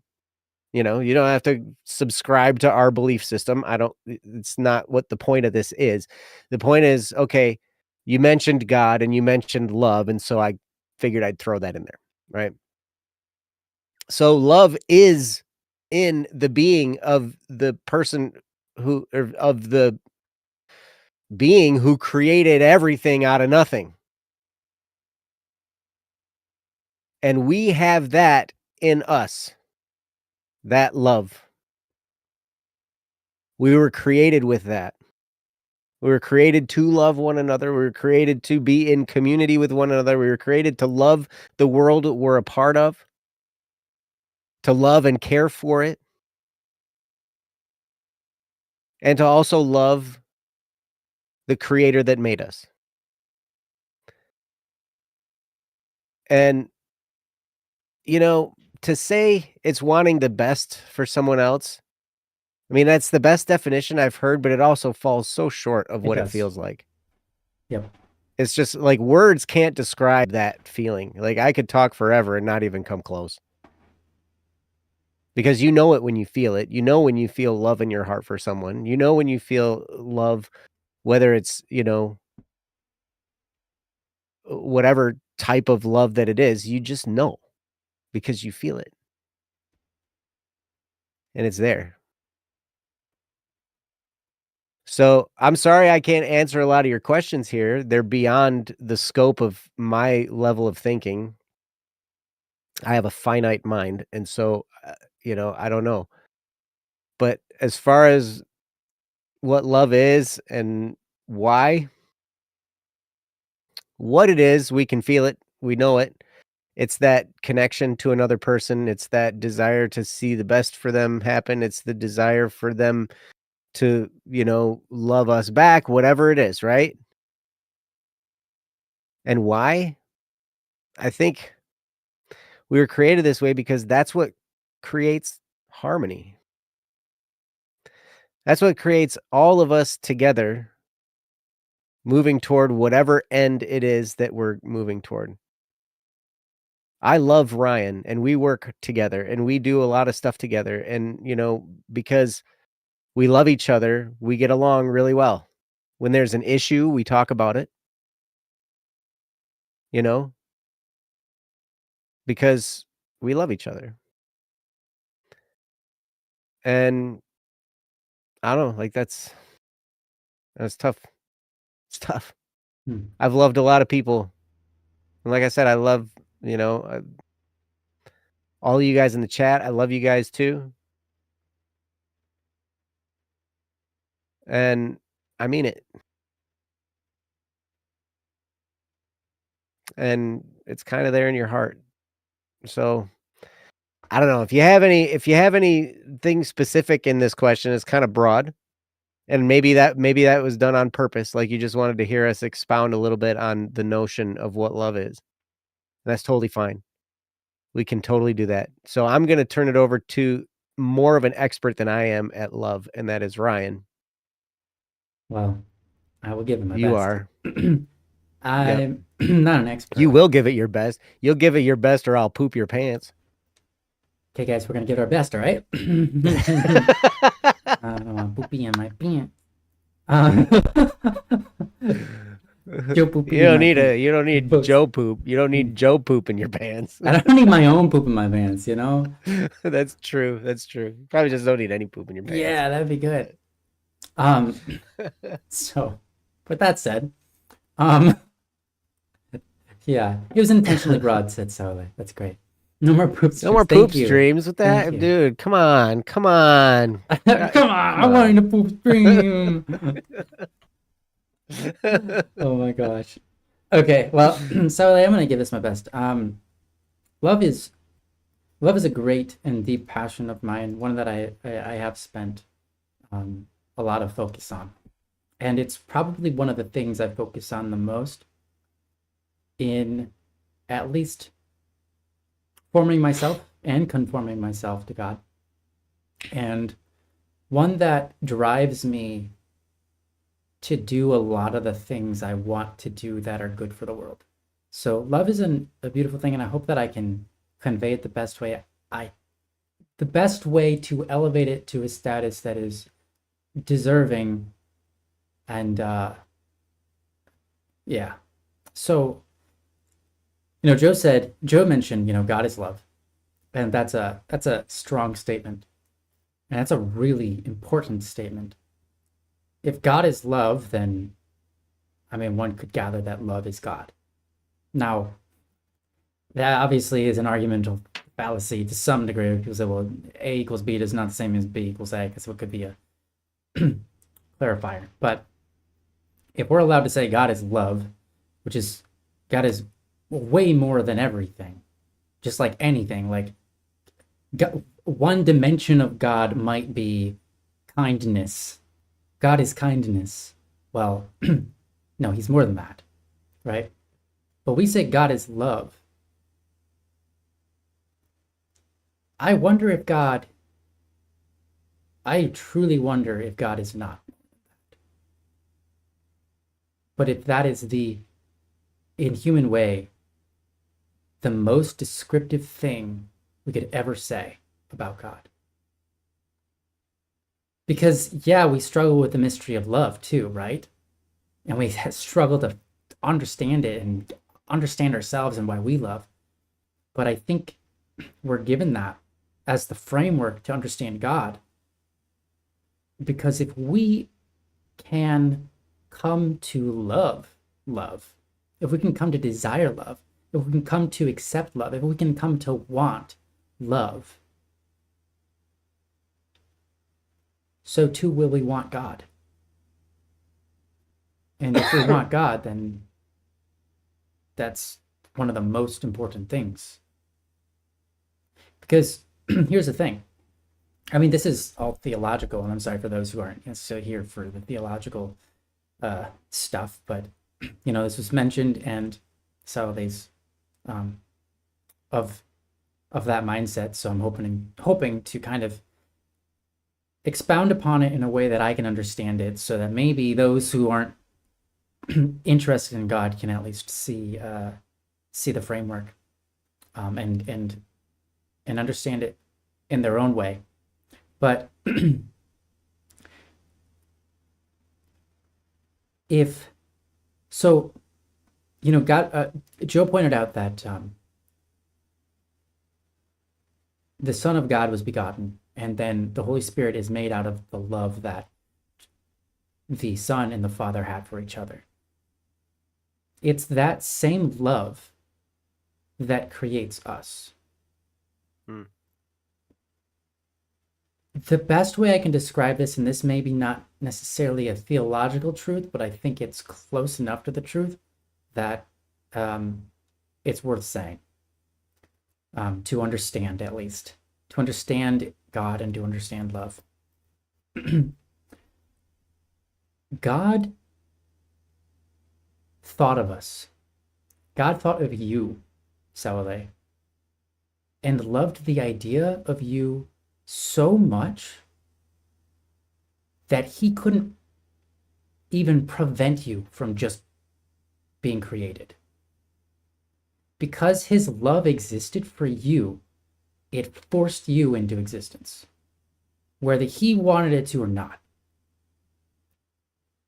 That's kind of how that works.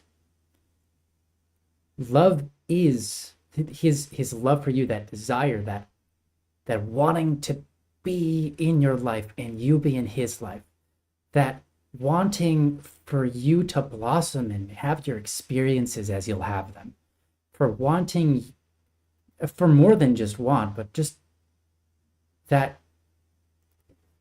nature of God that is love. And that might be the closest way we could even say what God nature is the very thing that just kind of almost inadvertently caused you into existence, and now here you are. And the scripture is pretty clear that the most important thing for us to do on this earth is to love. We were created out of love, and we were created for love. So it's a great question that you have, because if that's why we exist, it's not just why we exist, but it's what we exist for. We're all looking for, to some degree, some sense of purpose. This is the ultimate purpose, according to God. I mean, and if you don't know what I mean, you can just look at, what did Jesus say? What is the first commandment? To love God. And then to love, the second commandment, basically summing a bunch of other commandments together, is just to love your neighbor. And you are your own neighbor, by the way. You're right next door to you all the time. So if that's the case, if that's the most important thing, obviously it's a great thing to ask this question, but it also helps us understand what it is. It's all that is holy. It is all that is holy. It is all that is good. Because love, if the first and ultimate and second and ultimate answer to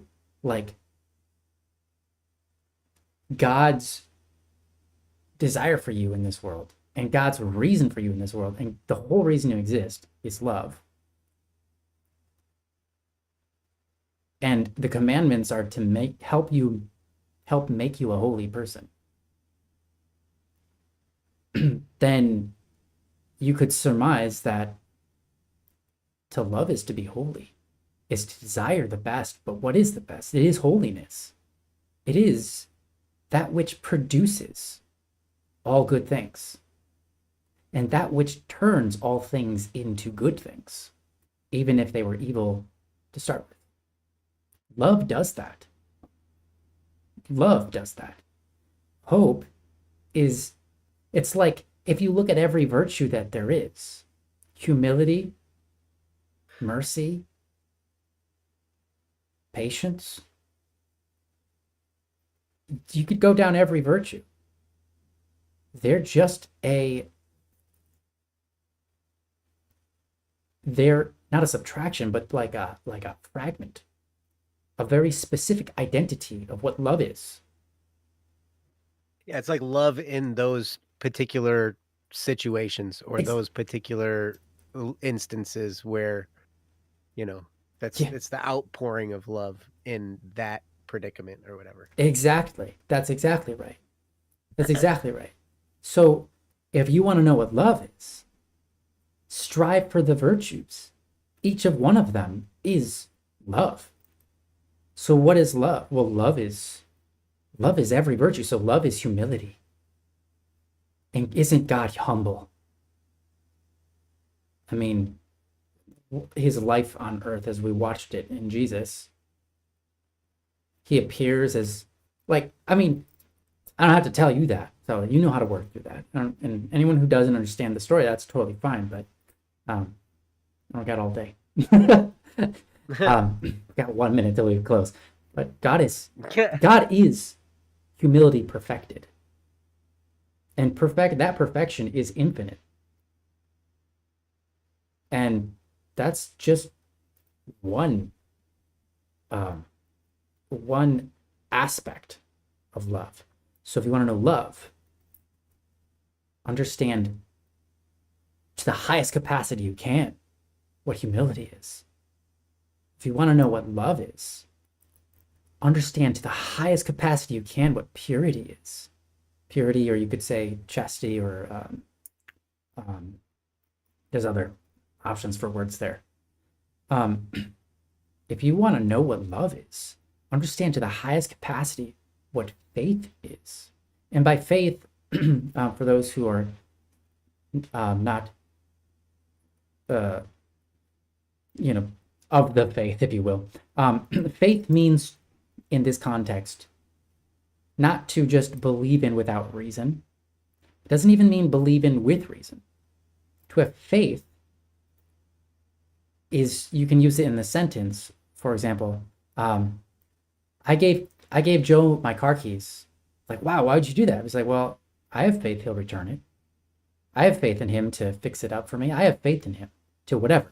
Right? When did you give me your car? No, I'm just saying if I did. Like, this is an example sentence. This is an example sentence. I was like, or I could say, I don't remember. Yeah, I have faith that Joe will do the job. That I'm working with him on. I have faith in him. I have faith in his abilities. I have faith in him as a person, in his honesty and his character. I have faith. Faith means to rely on. Ultimately, it means more than that, but that's a really good foundational word. If you want to substitute faith for something, it means to rely on. And it means more than that, right? Still. And it has many different subsets depending on the sentence of the way you use faith. But when we say we have faith in God, it means we should first and foremost rely on him. And that's a virtue, because that will get you love. That will get you going down the path that is infinitely good, and you can grow infinitely in it. Every virtue points to love, because love is the aspect of God as we can understand it as human beings. And so I think it is right for me, to the best of my ability, to elevate love to the status of infinite, godlike, amazing, incredible, life-shaping, life-changing, world-shaping, life-making status beyond earth, beyond heaven. Godlike. Love is everything, because God is love.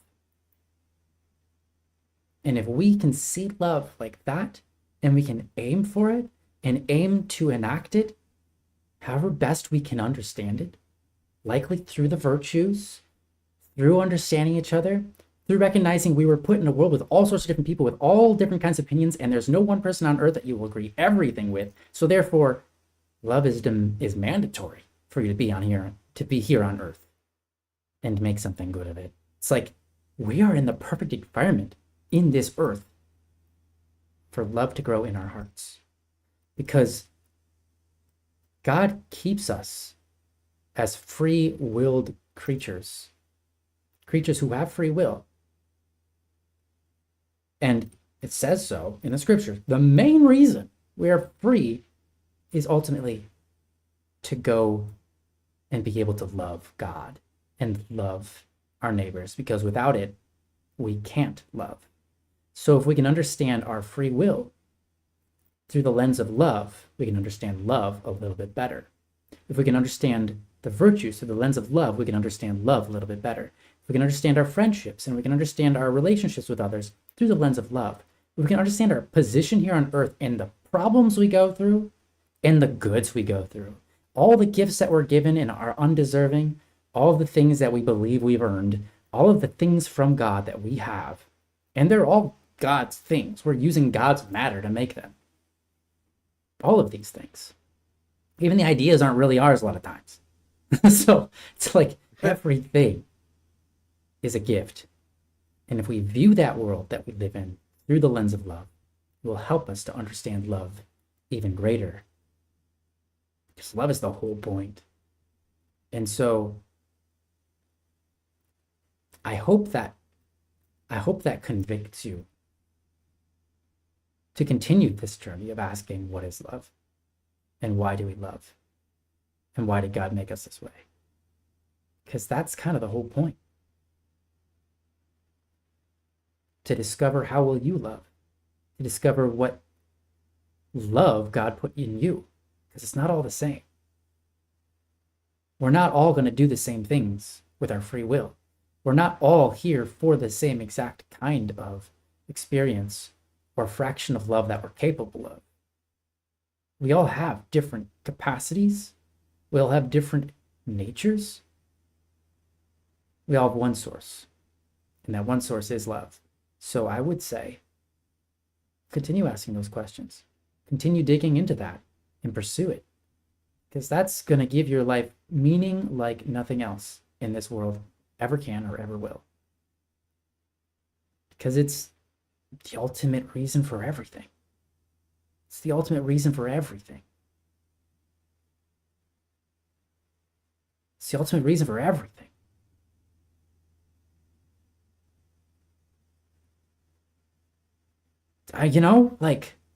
Geez. So what is love? It's that. It's a pretty big deal, And, yeah, love is why we protect a lot of times, hopefully. But pride can be a reason we protect things too, and that's not great. I mean, look at the vices. They're all against love. They're all actually just, in a way, like sin and evil, and like all of that is of the abyss. It's like Einstein said, in reference to it, Einstein's response to a teacher who said, I can't even remember what he said, but anyways, Einstein's response was, God is like light. Holiness is when you turn the light on, and if you turn the light off, it's not like you made it darker. No, just that there's not light anymore. And that's sin.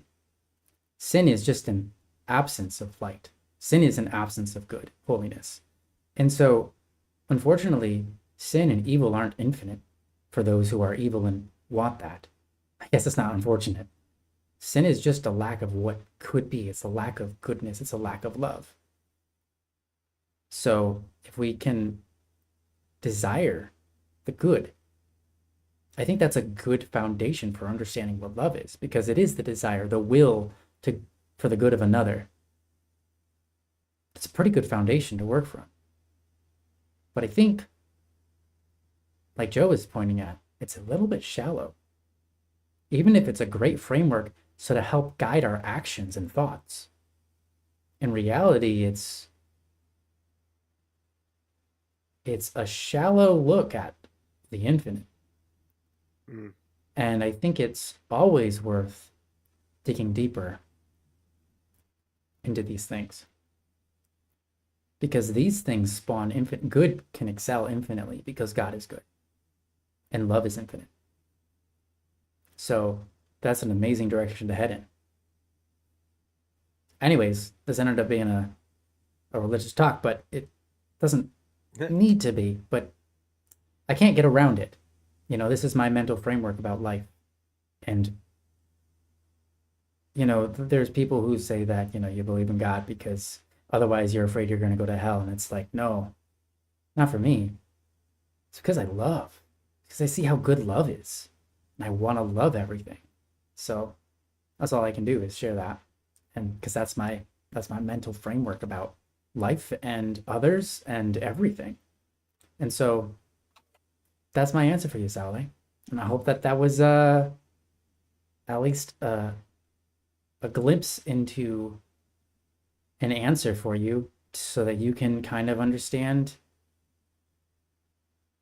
and enact love in your own life continuously and forever and better, if you will. Not that to say that you're not already doing that amazingly. So that's what I got. That's all that I got. And so with that, I'm done. And baby, don't hurt me. Nah, I know, right? The whole time. Like, don't sing it. What is love, love, love? Okay, I did it. Anyways, I did it. Sang it. Good job. Good job. You did it. Yeah. Sally, thanks for this topic. You know, it's good to examine some of these things. With a finite mind, it's really tough to comprehend the infinite. We can catch glimpses of it. Mhm. You know, we know what's going on in our heart to some degree. We can feel it, right? That's right. We can sense it, but in any language, words don't exist. Right. Yeah. I mean, well, I'm learning German. Maybe German has the words to describe the infiniteness of love, and I just haven't gotten to that point in my Yeah. lessons. But yeah. Well, thank you, Saule. Thanks for, yeah. Yeah. Gotta get that angled head bob. Yeah. Yes. Yeah, great. That's so bad. That's so good. So Twashu, well, kind of. I don't know. I have my doubts. I don't think any language, any human language can fully describe. Well, because I don't think going any on human mind with is ever love. fully capable of describing. We can't grasp it. It's ineffable because it's beyond capacity to know all. Yeah. So, anyways, I mean, even was it Greek? Had like 4 different words for the different kinds of love. Yeah, yeah. But wait, was it 4 or 5? I think it was Greek. Or did 5 be? Storge, philia, or phileo, or whatever that is. Yeah. Eros and agape. Okay. Yeah. Bedingungslos Liebe. Bending glucose and Liebe. Yum. That's a nice way of. It's kind of a nice way of saying it. I know Liebe is love. I don't know what the other word is. Bedingung slose. You're welcome for butchering it. Bedingung slose Liebe. But, and I think I sent this to you, Twashu.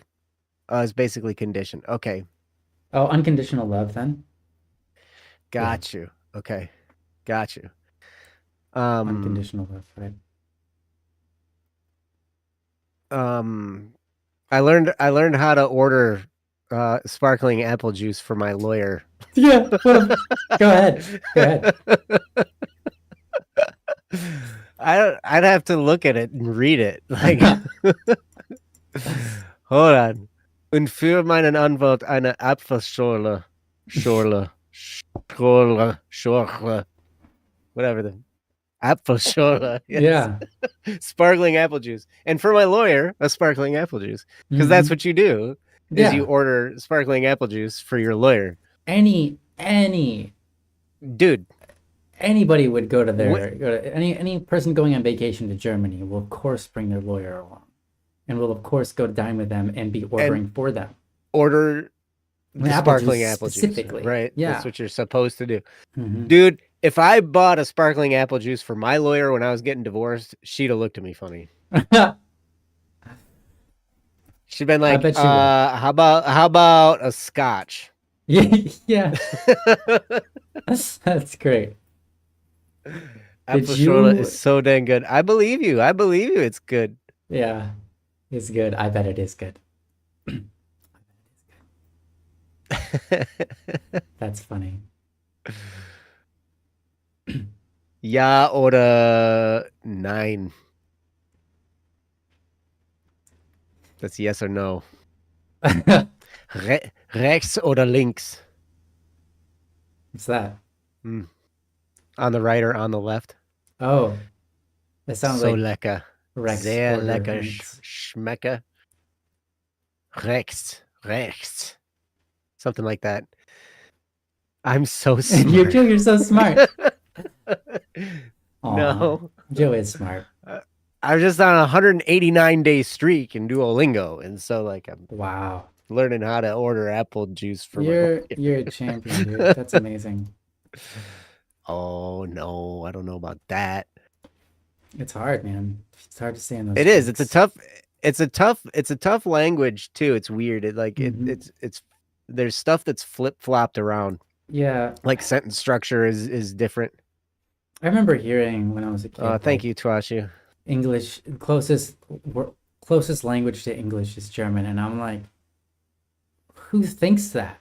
Why is that a thing that people think? And then I got older and found out, no, that is still wrong. That is never was the case. Who was saying that?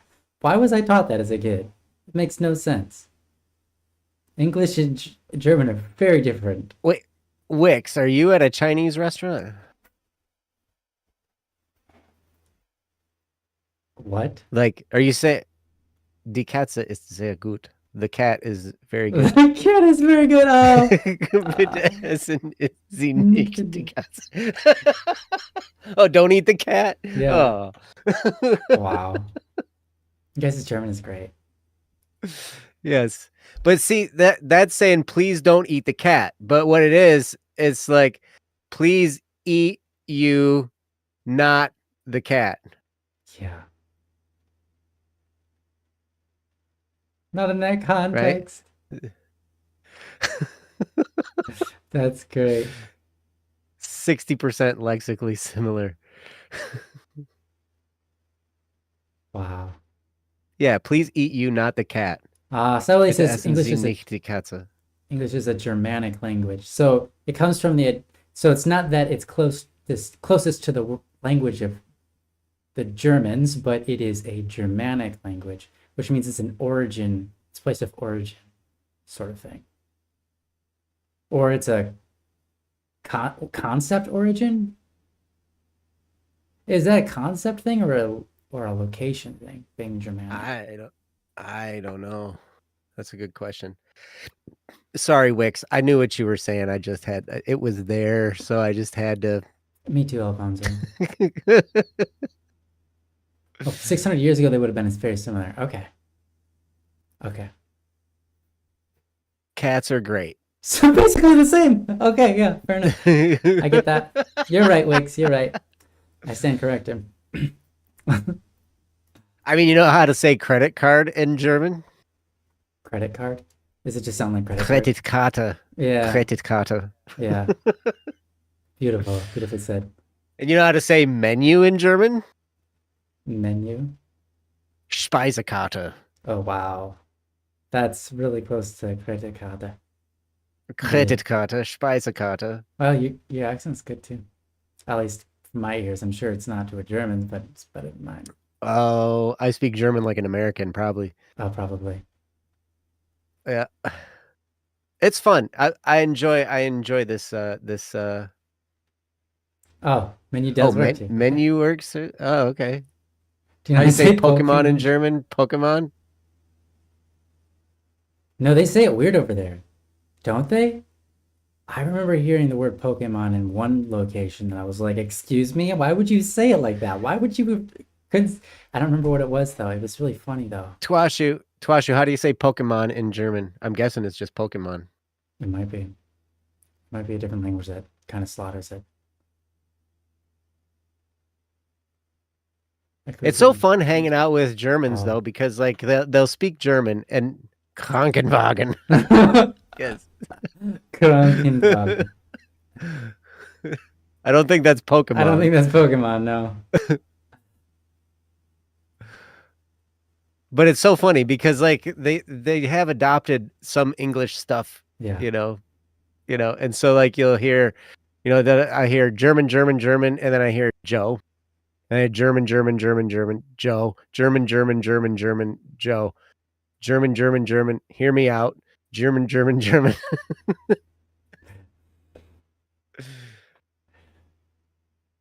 Pokemon. Okay, we say Pokemon, and German says Pokemon. Gotcha. Yeah, some people do say Pokemon, some people do say Pokemon. Yes. I That's bought right. The sick cart, Krankenwagen. I was like, I know this one. Krankenwagen. From one of my things. And yes, it's the ambulance. ambulance. Ah, do you guys know what ambulance in Australian is? Ambulance. No, Ambulance. no, not Ambulance. nope. It's a word that already What? exists, and it's very confusing if you don't know that. And they don't know. It seems to me they don't know that they're just writing over another word that already exists. The word is just like they do with all Australian, all English words, it seems, in Australia. It's ambo. Ambo. Ambo. Mm-hmm. But that's I told you it's a word that already exists, and they took over it with a new definition, which means ambulance. okay. It's But okay, ambo, you know what an ambo is? An ambo in a Catholic church is actually the pulpit, Mhm. which is the pulpit is called the ambo. That's right. Weird. Yeah. Yeah, so they wanted to get it right on the ambo, and I'm like, huh? What we called the ambo. Schmetterling. Funny. Yeah. That's right. I've got the guttural R down, and that's one of the hardest ones for Americans. Ah. I've been working hard on that. Hard. It's a little bit different than the It's French hard. There's R. so much. There's so much with the back of the tongue and the back of the mouth. Mm. A lot of that. It's crazy. Yeah, check out my hot new ambo. Yeah, right. I've been driving it around. Yeah, right. I'm like, what? That's hilarious. Just check out my hot new Krankenwagen. Is that a type of car, or is that an That's an ambulance? That's an ambulance. ambulance, right? Krankenwagen. Yeah. You know what? That makes sense because wagen Schmetter. is short for, it's like English wagon, right? It's like literally the same spelling almost. And then kranken is what it does. It cranks loud It's noises. sick. No, crank is sick. It's also when you crank things up and is Yeah. really loud. You crank You got to it. crank. It's Turn the cranking. crank. Yeah, it's cranking wagon. It's the cranking wagon. Krankenwagen. The cranking wagon. Which sounds like we're Midwestern Americans, and so this is what we sound like. Krankenwagen. A cranking Ambulance. wagon. The Yeah. Krankenwagen. And Pokemon. Look at our Pokemons. Actually, most people that I knew growing up called it Pokemon. Pokemon. What? Pokemon? Mhm, Pokemon. Yeah, Pokemon. Pokemon. Hey. Pokemon. Yeah. Well, because we thought it was short for pocket monster, so it'd be like pocket. Well, yeah. But it'd be like po because the Japanese use the sound o, and then we're like, oh yeah, they also did the e as an s sound, so it must be Pokemon. Yeah. Yeah. And Nyansa, you're right. All the nerds come from Midwestern America. Do you ever hear of a nerd coming from New York? New York is they're different over there. I heard, man, when I went to, oh my gosh, I didn't tell Kate about this. I need to. When I went to the beach, I went to this one beach and there was this whole group of old people, right? And there was this one lady there that was like, she was like the pinnacle example of like the New York Jewish mother. That's very specific. Look at how pretty it is. Get a picture over here. Come here. Let's go get a picture. Picture. That's great. That sounds Come fun. take a picture of me. Yeah. Why can't I do my New York accent? My New York. I don't know. It's tough. Tough over here. I don't know. He's like, it's beautiful. I like her. You know, she was so loud. Oh, no.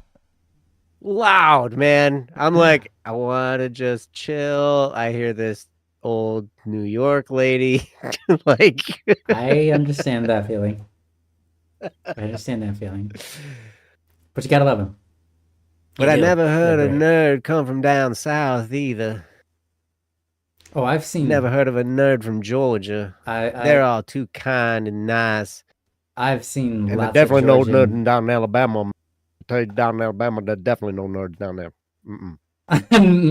That was pretty good. I've seen plenty of Georgian nerds, and I'm not sure about Alabama, but I've met some. I've met a lot of Southern nerds, so they exist. Southern nerds. Mm-hmm. Yeah. Southern nerds. There's probably there's a lot of Midwestern nerds. Yeah. Yeah. I like her. I like her for 15 minutes. Yeah. That's good. That's great. Yep. All right. Well, thank you guys for Don't Worry Wednesday. Thanks for chilling with us even after the show has ended. Saleh, thank you for this last topic. I hope that it was insightful and useful. And if you wanted to share your thoughts on it, if you already had some, feel free to do so real quick.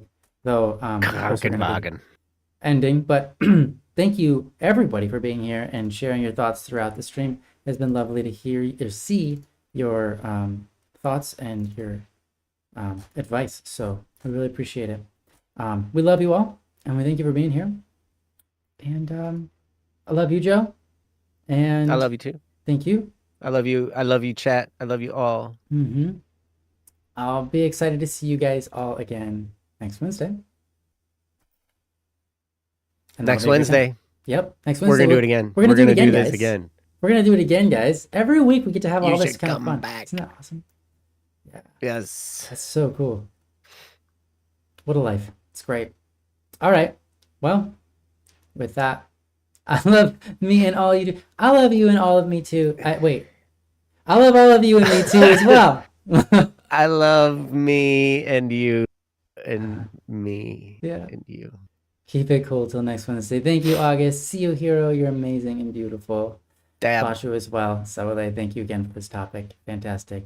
Don't have any thoughts to share, but I did enjoy listening. Thank you for covering the topic. Amazing. Yeah. We are not professionals, correct? End disclaimer. We are not professional psychologists, psychiatrists, doctors, receipt handlers, agents of government, or firemen. So please take care in all that you do and seek professional help where it would be advised. The show is for entertainment purposes, and we love you. And we'll see you again next time. Yes. Love you guys. Bye. Bye-bye. Bye. Bye. Peace. And